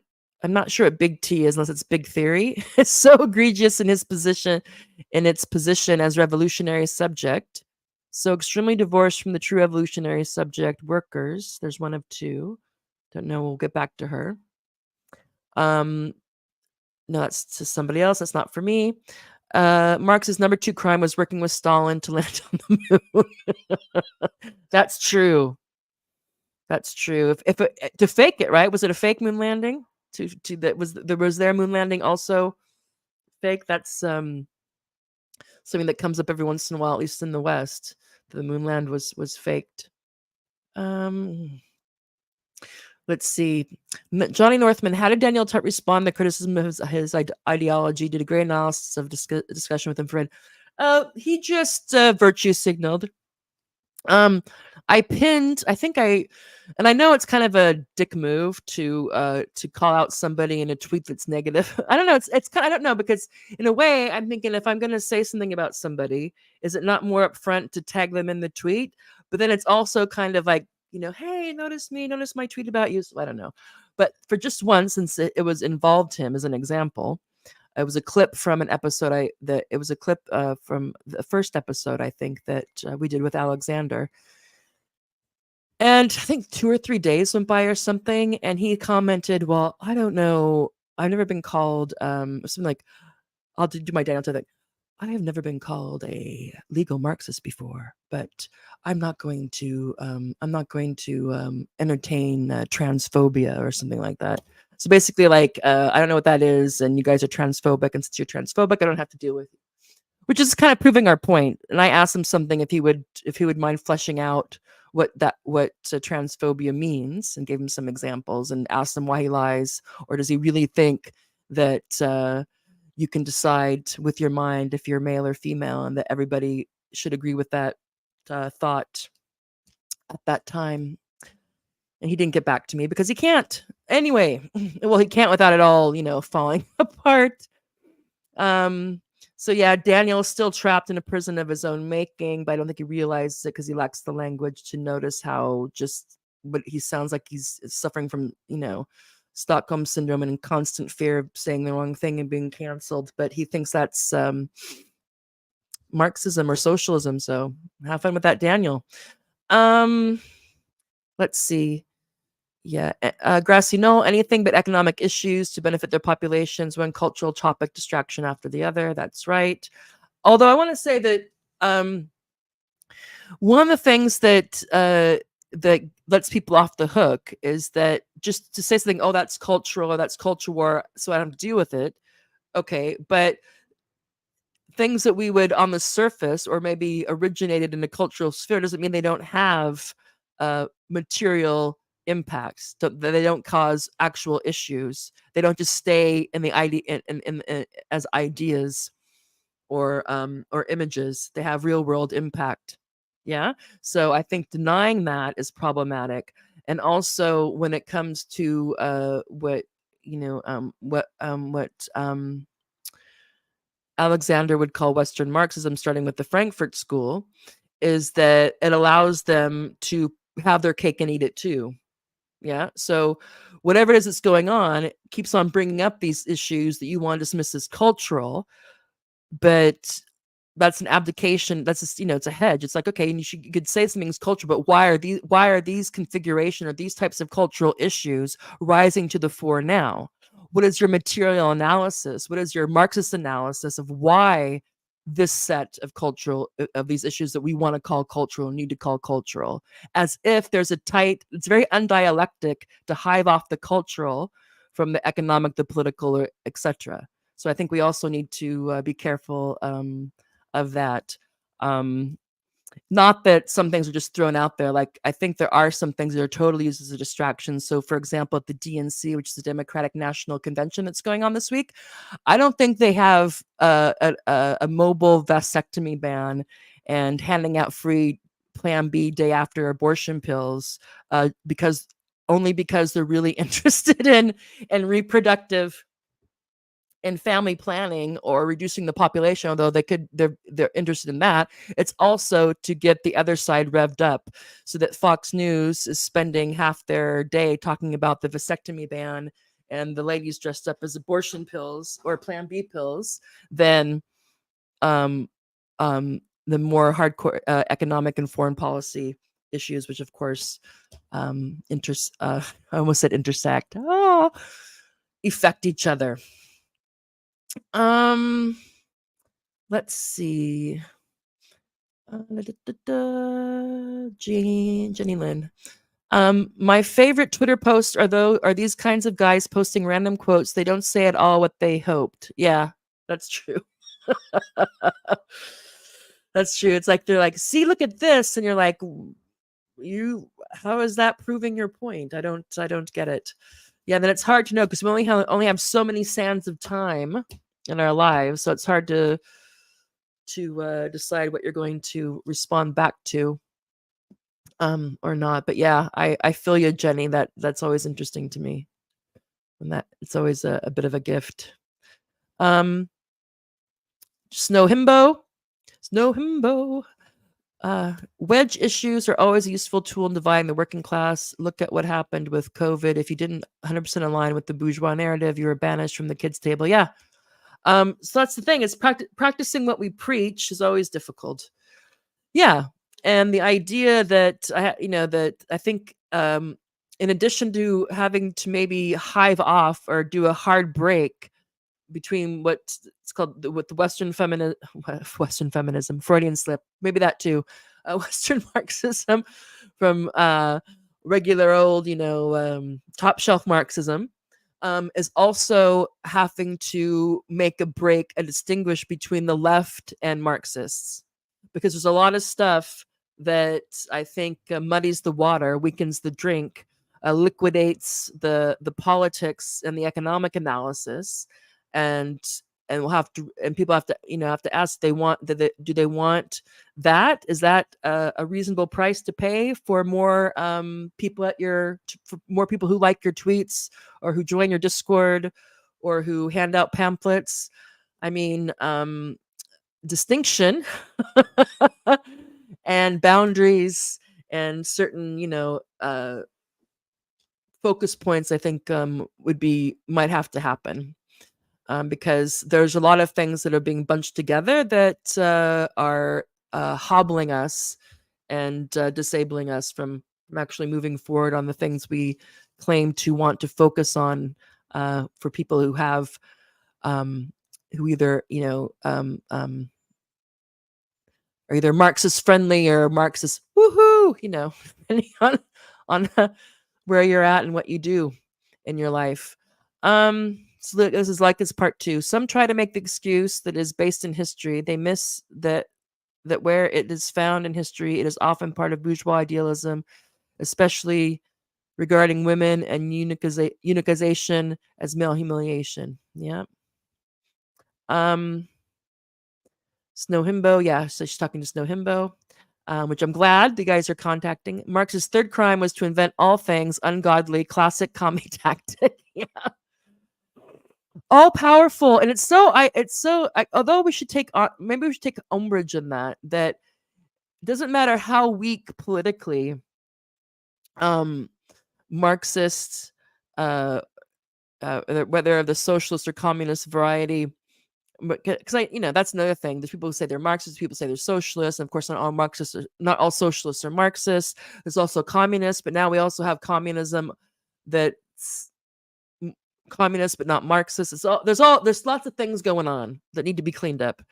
But the idea that it doesn't matter how weak it gets, I'll use the United States or the UK as an example, that it's still propped up as this boogeyman, and anybody who knows anything about Marxism or knows anything about capitalism and then concede that, how could anybody with a straight face call Kamala a communist or the Democratic Party communist? It's just like, all right, but yet it's still in the psyche. I don't know, and I would wonder what the generational breakdown is on that. I know, of course, the people who, the boomers, the baby boomers, that could have some effect on them. But I'm wondering, people with like Gen X, but especially particular after Gen X or younger than Gen X, does this just saying something's communist, socialist, or Marxist, does it really work as well as it used to?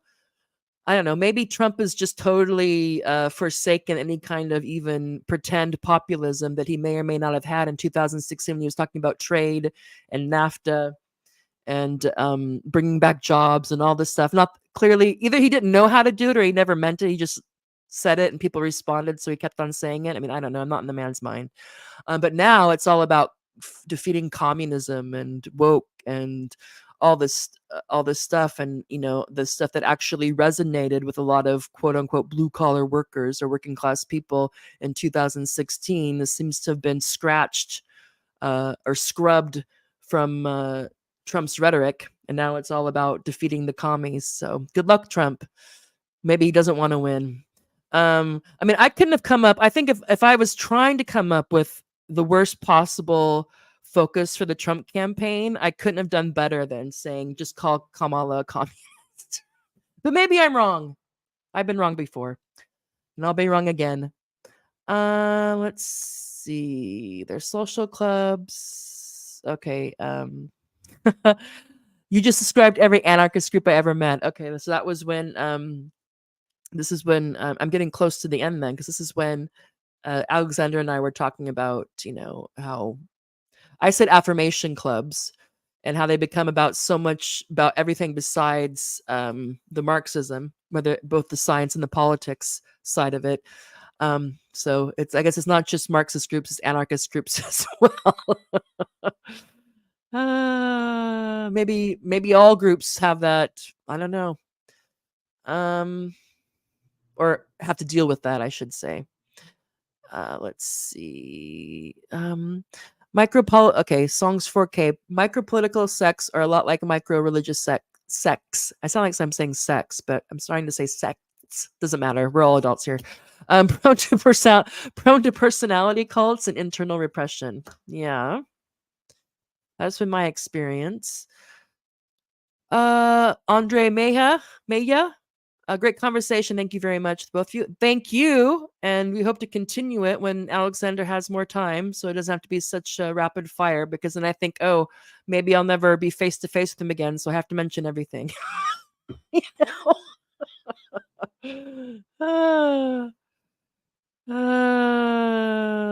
Okay. Alex Mckay, and thus the Marx Engels Lenin Institute's knowledge of Marxism and experience in the workers' movement over the last 20 years is invaluable. From Zuleika. Cool. Well, I've only known him for a while, but I like what I see. He's a cool dude, very knowledgeable. So I'm digging Comrade Mckay. Okay. Not that I have to, personally like someone to be, in comradeship with them. Is that the word? Invasion of the Body Snatchers, exactly. Well, Johnny Northman, he's always a positive commenter. Thank you, Johnny. Let's see, great stuff. Thanks to you. Thank you, Jenny, for your comments. Hugh Keenan, the cult of us, be like us, act like us, hate like us forever. There you go. Woohoo! If you don't like what I like and hate what I hate, exactly how I like it and hate it, then F you, man. Bah! No, I try not to be that way. I mean, we all have red lines, which is, or some of us do, which is fine. But yeah, it's crazy. It's like, I don't know. I don't know. Maybe it's because I'm set in my ways now, and so I'm in part of my life where I have, my a set group of friends, and got a family. So maybe if I was out and about trying to forge new, like really had to forge a new set of relations, maybe I'd be more amendable to this thing about having to be exactly like whoever it is that you're interacting with. I find it kind of odd. I wouldn't want. I mean, I don't hate myself, but I wouldn't want to spend my life with a room full of people, room full of clones. Let's see. Himbo. Snow Himbo. Another factor is that a lot of far left folks need to reflect on the liberal conditioning they've been subjected to. Yeah, that's true. It's always easy. Get those grandma wittisms. Grandma Charlotte, don't forget when you're pointing the finger, there are 3 fingers pointing back at you. Unless you've had, accidents. Which I mentioned because I grew up with a family of loggers and longshoremen and teamsters, whatnot. So quite a few of the guys are missing a digit or two, but that's a side note. AI does seem busy. Yeah, lots of memes, lots of Kamala's a communist meme, and Trump is, I don't know, Antichrist. So you can't blame Alex. Tara was talking too loud and disturbing our artistic comrades. Oh, you can never be satisfied with people. Either the volume is too loud or too soft. But I'm on my basic computer system, so no soundboard, no nothing. Although I do have it clicked on, what do you call it? StreamYard to like automate, like the program should automatically adjust my volume, but apparently it doesn't do a very good job. But what can I do? If somebody wants to donate, wants to become a patron to the show, the first thing I will do is invest in whatever kind of sound doodads I need to have to even out the sound. It really breaks your brain. Everything is upside down. Yeah. Johnny Northman, it would be great to build a network of MLs from across the West. So I'm a Marxist-Leninist. I'm assuming that means from across the West. Do analyze this phenomena and develop ways to combat it. Talking points, how to respond, how not to respond, etc. Yeah, and in in the political organizations, that's one thing, but also to get yeah, being willing to say no or I disagree, and to take people like Studebaker walking off your program. I don't know. Although Israel Palestine is a particularly explosive issue, although gender can be as well somehow. But yeah, song for Kay.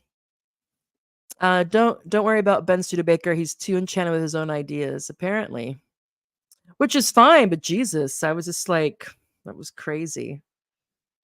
Anti-Semitic. I'm like, calm down, Bill Ackman. you know, Ah, Alan Dershowitz, etc. Jenny Lynn, the imperialists are abusive, gaslighting, narcissist spouse. Yeah. Johnny Northman, the woke left shames and attacks us, making us feel isolated and alone. Would be great to combat this. Yeah, for sure. For sure. We're not alone, but it's hard because, when you can be, not everybody can take, not everybody has the, I don't, for lack of a better word, the temperament to be able to take the crap that can come at you when you challenge these sacred cows and elephants in the room, and money makers. You get the flack. It's like, the understood thing is that if you don't want to participate in this, you don't have to participate in it, but you shouldn't say anything about it. And if you do, you're going to get the flack, and the flack can become quite serious. So-called, well, it's not so-called, canceled when people get, totally alienated from their social group, and people start contacting their employer. I mean, that's crazy. So it's not a profile on courage when people succumb to that, but I can totally understand doing that. I mean, not everybody can, has the temperament to deal with that, or has, support to get through financially until they land on their feet.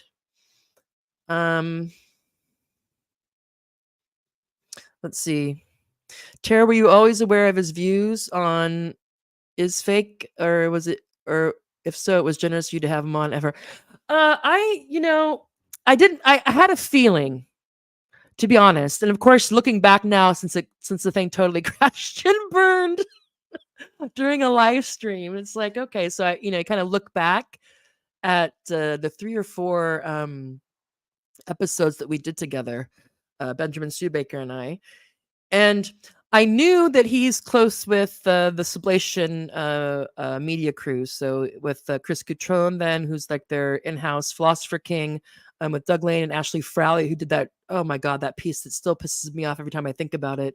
In Compact, when she said that basically the Hamas and the people supporting and the people who were out in the street shortly after October 7th, supporting Palestine, were engaged in progressive nihilism. I mean, I have an article where I compared her take to the one Jody Dean wrote a few months ago that got her suspended from her teaching job. That's been resolved now. So I knew, I had a feeling that I wasn't. Let me say this: I wasn't surprised that Benjamin's take on Israel was not Israel Palestine wasn't mine. But I was surprised. It was almost like I get the feeling that he was looking for a reason not to interact with me anymore. That's how I think it was, because looking back, especially when he started, the first thing that he got his dander up about was when I and this is totally true, it was an accident. I know that Ilan Pappé's book was on the Zionist lobby, but I must have said a Jewish lobby, and he stopped me and was like, be careful now, whatever. And I was like, well, it was an accident. And he seemed to like not believe that it was an accident that I said Jewish lobby rather than Zionist lobby in reference to Ilan Pappé's book, but whatever, like that's a high crime. And then a little while later, when again the show is that I've coined him. So I try to connect people in the U.S. Game of Thrones with various Game of Thrones or House of Dragon characters, and so I just throughout so I just keep an eye on whatever kind of tweet or headline or clip that I think would be interesting to put up to get his reaction to, and also my own. And so I just had this one with Anyanya Parampil from Gray Zone, and she was saying something about, it was some comment about Trump pledging allegiance to Israel after Miriam Adelson pledged, I don't know, it was 100 million or 150 million. And we're getting ready to talk about that. And I just kind of said out loud, oh no, I don't know if she's I know that she's a Zionist because she says she is. Yeah. But I go, and I think I said something like, I don't know if she's also if she's Israeli or not. And that freaked him out. Oh, this dual loyalty thing. And that's really, and you should know. And I was just thinking, dude, I literally, it's just a question. Yeah. And so then a little while later, when he started to say that he started to critique people who call what's going on in Israel, in Gaza, a genocide, I thought to myself, okay, Terry, you got to stay calm because he is the guest on the show. So just, but then when he said, of course, there's no, it's just beyond the pale, or, to even think about taking, or supporting the Hamas, like no one can support the Hamas position. And that's when it really turned. And I said, well, I don't condemn them. I don't consider October 7th to be a terrorist act. And that's when he really was like, and then 10 minutes later that they're saying, well, this has been fun, but I just can't, with anti-Semitism and, somebody who doesn't, who, I don't know if he said doesn't condemn or could be behind Hamas. I just can't. And that was it. And he left the show. So, am I surprised that he seems to? I guess he seems to think. My take on Benjamin is, and I don't know him that well, and now I'll never get to know him any better. Is that he seems to think that that liberal Zionism exists, that you can somehow have a one state or or integrate these different populations without confronting Zionism. I think he seemed, and again, I think that he's not, I think, I don't, just like much like Frowley, I don't think he knows a lot about this topic. So it's just projecting onto it is my guess, would be my thing. And also he just is big on turning the other cheek and, with this kind of fetishized or weaponized, you could even say, nonviolence. So I think the fact that, that I wouldn't categorize settlers, in particular, like armed settlers, because he must seem to think that these kibbutzes are like out of a movie. But the settlements are fortified. There's people there with weapons, and there's mandatory conscription, reservists, and all this type of stuff. So the settlements are kind of part of the apartheid security apparatus of Zionist Israel. They just are. So the fact that I wouldn't consider a raid that has to go through, or that focuses on some of these fortified illegal settlements that ring in Gaza as innocent civilians was too much for him. Well, I could say that's fine. Your genocide denial and apology and pretending that your position of both sides is somehow unassailable, it's too much for me, sir. So thank you for leaving. Although I don't think I would have, I'm pretty sure that I wouldn't have been like, well, F that dude, never having him back, because he, said these things on even though I find quite offensive, especially the one about not calling genocide. Yeah, I don't think I would have, never invited him back. Heaven, Zuleika, Heaven Gogglebox, celebrity sated. I don't know what that is. Okay, that's not for me. Vart Vishner. Oh, hi, Ontario, Canada. Woohoo, that's early in the day. ABC, anything but class. Yeah, I didn't start it. I think it might have been Vivek Chibner or Vivek, the guy from Sidecar, or Vivek Chibner. I want to say his name's Chibner, but I'm not exactly sure. I think he's the one I first heard say this. So I can't claim it, unfortunately. And I don't know, it might not have started with him. I share it, common property. Why is nobody saying it's the economy, stupid, to all the oppressed snowflakes? Yeah, good question. Jenny Lynn, it's hard to blame them for going along to get along. I'm sure it's nice life making good money while pretending you're ending racism and sexism or something. Yeah. If we can just get people to talk the right way and to vow some sort of virtue signaling allyship, then sexism and racism will end, or at least the part that's not attributable to the economy, or that's made use of by the economy, I should say. Many do really believe this. I know, yeah. Any day now, you know. Or land acknowledgments. That like acknowledging something is like just acknowledging something. I guess acknowledging that bad things happened, criminal, like really bad things happened, is better than pretending that they didn't.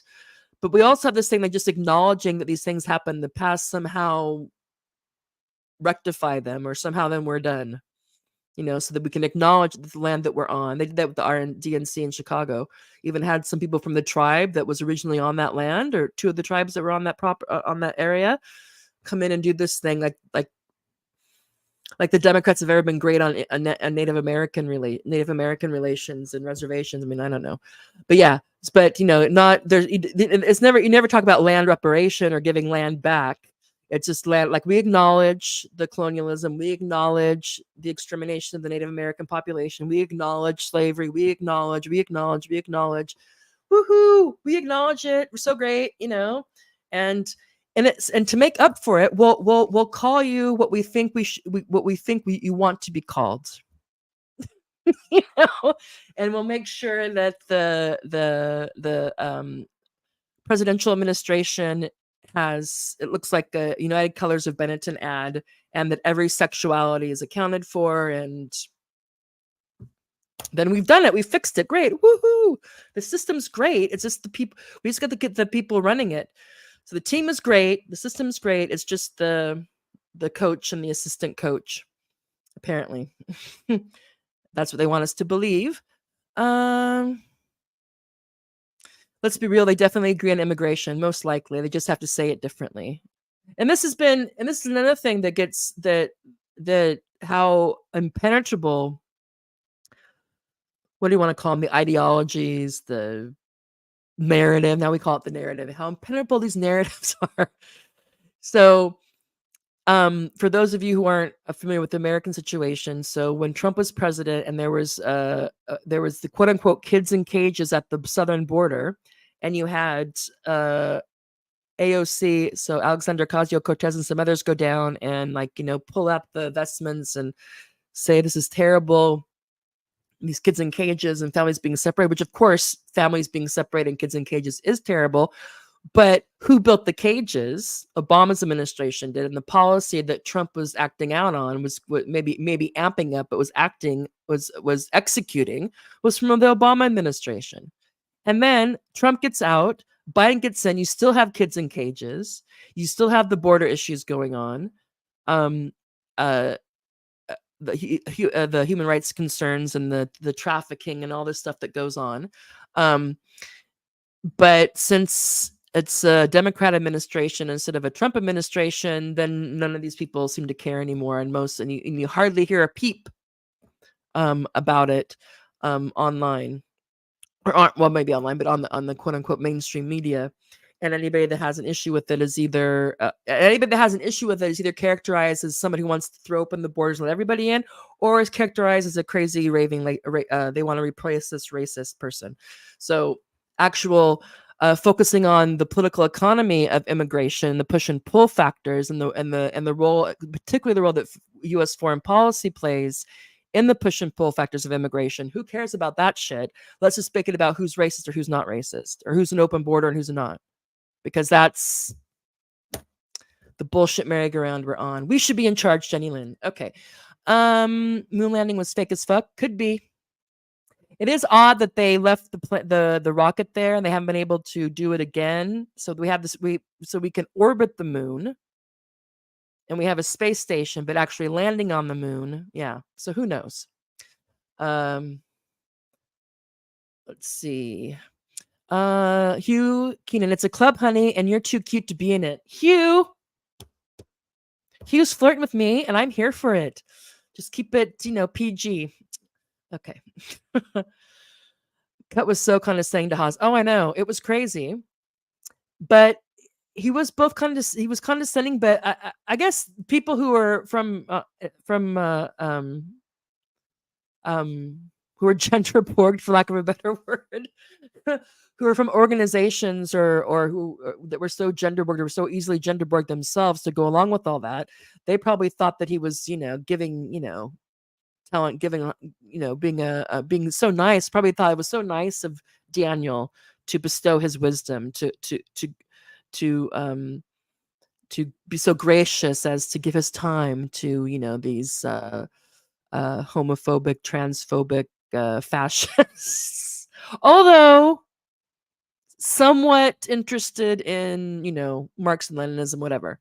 Yeah, it just came out. It was so crazy, and to me, it just seemed like what I thought, and I said in the show, and I think I probably, yeah, I've talked about this a couple of times, is that it seemed to me that he wanted to talk to Haas, or Has, I'll say Haas, but he knew that he had to go through this checklist of all these things he could say, so that if anybody tried to bite him in the ass about it, he could say, but I said, no, I brought up the racism. I brought up the sexism. I brought up how that tweet made my friend cry. I brought up the trans stuff.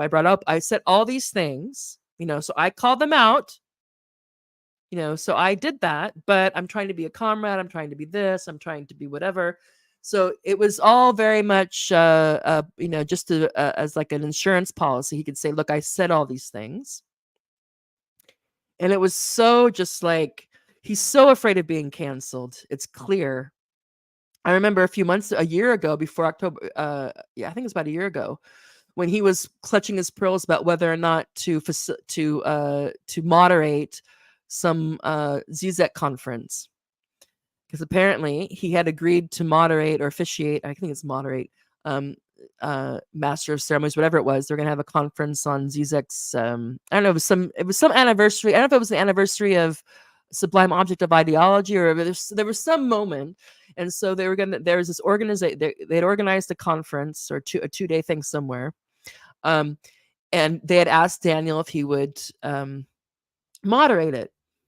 He said yes, and then Zizek started to have some problematic op-eds on Russia-Ukraine, and this was causing Daniel to have lots of consternation. So I remember seeing a tweet of his saying, like, oh, I don't want to let down a friend, but I just really don't want to give credence to Zizek's really problematic positions on Russia, Ukraine, and blah blah blah.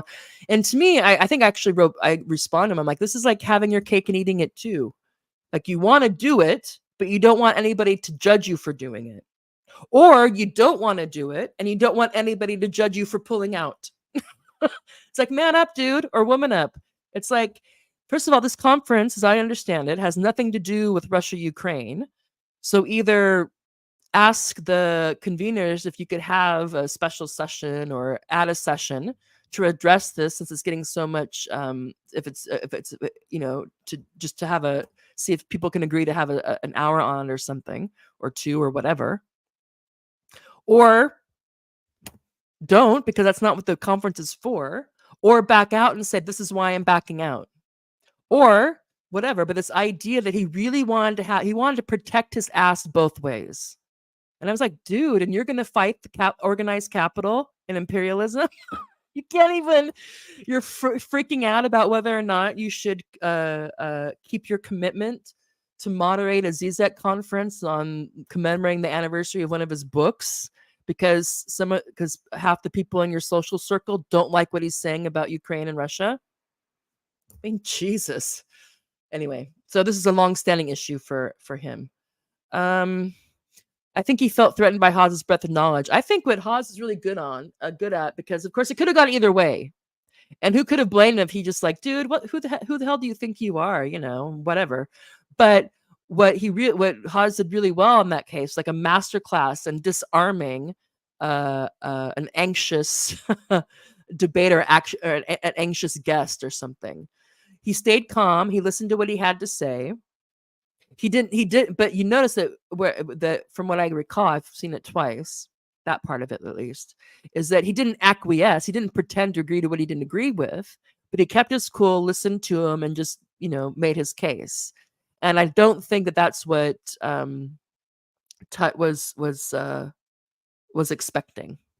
So Haas played that really well, and only people who were totally on the Kool-Aid that Tut's managed to convince himself is, the right and good path of someone who calls themselves a Marxist who's interested in attaining socialism. Anybody who has not that I can't see how they would look at that and feel either just bad. I think even if you didn't really like Haas at all, unless you really just had like a pathological hatred of the man, which probably some people do, to watch that and think anything besides irritation or pity at how in knots and I don't know, Stockholm syndrome is the only thing I can think of, with how in perpetual fear of cancellation Daniel Tutt is, but he thinks that's freedom or discipline. I don't know. Yeah, Daniel was decent enough to have the debate and do it civilly. That's true. Tate arrested again. The soap opera drags on. Yeah. Oh, and I forgot to do that. I was going to play a clip for when Alexander was here, just to show how mainstream this cultural Marxism or Marxism this cultural communism, I should say, argument has gone, because I saw a bit of a clip with what's her name? Oh shoot, Candace Owens with Andrew Tate when they're talking about communism, and they're talking about the communism that's straight out of how it's basically cultural Marxism is what they're talking. What goes under the moniker cultural Marxism is what they're talking about. So like Andrew Tate and Candace Owens are talking about this, and how this is what Trump is. That's why Trump's victory is so important, because he's going to fight these communists, and by communists they mean what Lindsay and Rufo ascribe to, cultural Marxism. So I was like, dude, it's everywhere. Let's see. Jenny Lynn, they need these last few issues to separate themselves from each other. It was super smart to hold the issue hostage because it's a popular one. Yeah. Songs 4K, the struggle has been diverted into seeking cultural capital by identity rather than taking control of capital itself. This is true. Can't disagree with that. And I have about 5 minutes. Then I also have to go to see what's going on with my children. They're being very quiet, too quiet. That's all right. They're at the age now where I just have to umpire. I don't have to micromanage, which is lovely. Let's see. Let's see. Uh-oh. Yeah, that was one. I am an armchair Twitter. I call them armchair Twitter comrades. There you go. It could be. Oh, that hits a bit close to home, though. I've considered myself to try to justify how much time I started spending on Twitter after October 7th. I'm like, okay, I'm part of like the X resistance Twitter or something. X resistance posting all the Hasbro and craziness. Let's see. Mozzie 808. They talk about letting the invisible hand control the economy, but it's not true. It's true. Let's see. Hydra operative. Oswald Spengler, Christian theology is the grandmother of Bolshevism. National Socialism is not fascism. Fascism is just a rebranded mix of Catholicism and communism, rebranded remix of orthodoxy. Well, I don't know. I'd have to think about that. But thank you for the comment. That's too much for me to process and respond to at the moment. Which would you rather, get paid to be a token black person who regurgitates Wignat Twitter memes, or paid walking on eggshells woke? Yeah. The anxiety. Of course, I have a big mouth, always have, or a smart mouth, and my parents are being polite about it. So I don't know. Walking on eggshells is never something I can do for too long. So a little glass house alert. Yeah. All right. And that is all the comments. Okay. So, I don't know who's still watching. If you are, thank you very much. I had a great time with Alexander Mckay, as always, from the Marx, I always want to say Marx, Lenin, Engels, but that's not right. Marx, Engels, Lenin Institute. We were talking about cultural Marxism, and the first part was just to go into what that means, what the people mean by it. And the second half, focusing on what is Marxism's responsibility, culpability, what role did they play in getting in the rise of cultural Marxism? And Alexander made the point that what Lindsay and Ruffo and or Ruffo, I say that wrong, Ruffo, anyway, and who else? Douglas Murray, Jordan Pearson, and the like.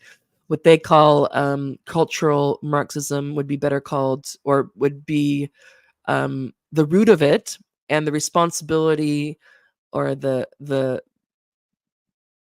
Marxist lineage of that he would say should be called Western Marxism, which started in earnest with the Frankfurt School. The Frankfurt School's anti-working class, anti-communist Marxism, or theory, radical theory, critical theory, etc. So, and this has been a great topic. There's lots to discuss in that. He only had an hour to give us, so I will make an appointment with Alexander back so we can dig more into, in particular, how to. And again, I just came up with these questions today, so they could be I'm sure they could be refined and rephrased more precisely, or maybe they could be, one or two needs to be added. But I asked him to comment on, did Marxists enable rather than direct? So they didn't direct rather than direct the emergence of cultural Marxism. And I asked him to talk about, did the proponents of French theory or postmodernism carry out a palace or silent revolution in critical theory? And that's in particular where university is concerned, academia, intellectual circles in that space. And then also, are Marxists avoiding ruthless critique of how and why they have been so compromised or overshadowed by other intellectual and political movements? And that got us into some of the how political organizations and parties becoming more social circles or affirmation things, or bitch fests or whatever. And over time, in particular, the focus on Marxism as the science and politics of overcoming the capital labor contradiction of bourgeois society, or finally, overcoming that to get to the phase of the dictatorship of capital, to the quote unquote the so-called dictatorship of the proletariat. That gets further and further to the side, and further submerged, to be in some ways completely forgotten, replaced with managing more and more despotically, or big sister, I would say. We've gone from big sister to big sister to manage, to administer sexual relations, race relations, ethnic relations, etc. Which is, as I would agree with what Alexander said, that when you remove capital and class struggle from Marxism, you no longer have Marxism, even if the name is still there. All right, so we will come back to this. Thank you very much. Please do like or subscribe or follow, whether you're on X or Rumble or YouTube. Also, if you want to, if you're in a position to support us financially, then I don't want to play God Save the Queen. Then there's the opportunity. We can do the where is it at? Let me find this. There's the so to follow, like, subscribe on. There's the Morbid Symptoms dash underscore is the podcast, or the podcast account on X. I'm at Tara Van Dyke 7 on X. There's also the Morbid Symptoms Substack, which is probably like 80% free articles, 20% or maybe 20% somewhat paywalled. Rumble and YouTube. And if you have some extra money, I know most of us don't, and want to support this endeavor, I'm on Patreon. Also, you can subscribe a paid subscription rather than a free subscription on Morbid Symptoms. And then there's a scan thing. Is it a scan tag? I don't know what it's called anymore.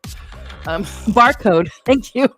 To buy a coffee, because I would like to make Morbid Symptoms Media my full-time job. But of course, that means having it have some income coming in to support that. So anybody who can do that, much appreciated. And the goal is to have 2 podcasts a week and at least 1, if not more, articles a week. If anybody has a topic, a morbid symptom they would like to have, they think we should address, or like to come on and address with us, please let me know. I'm happy to do that.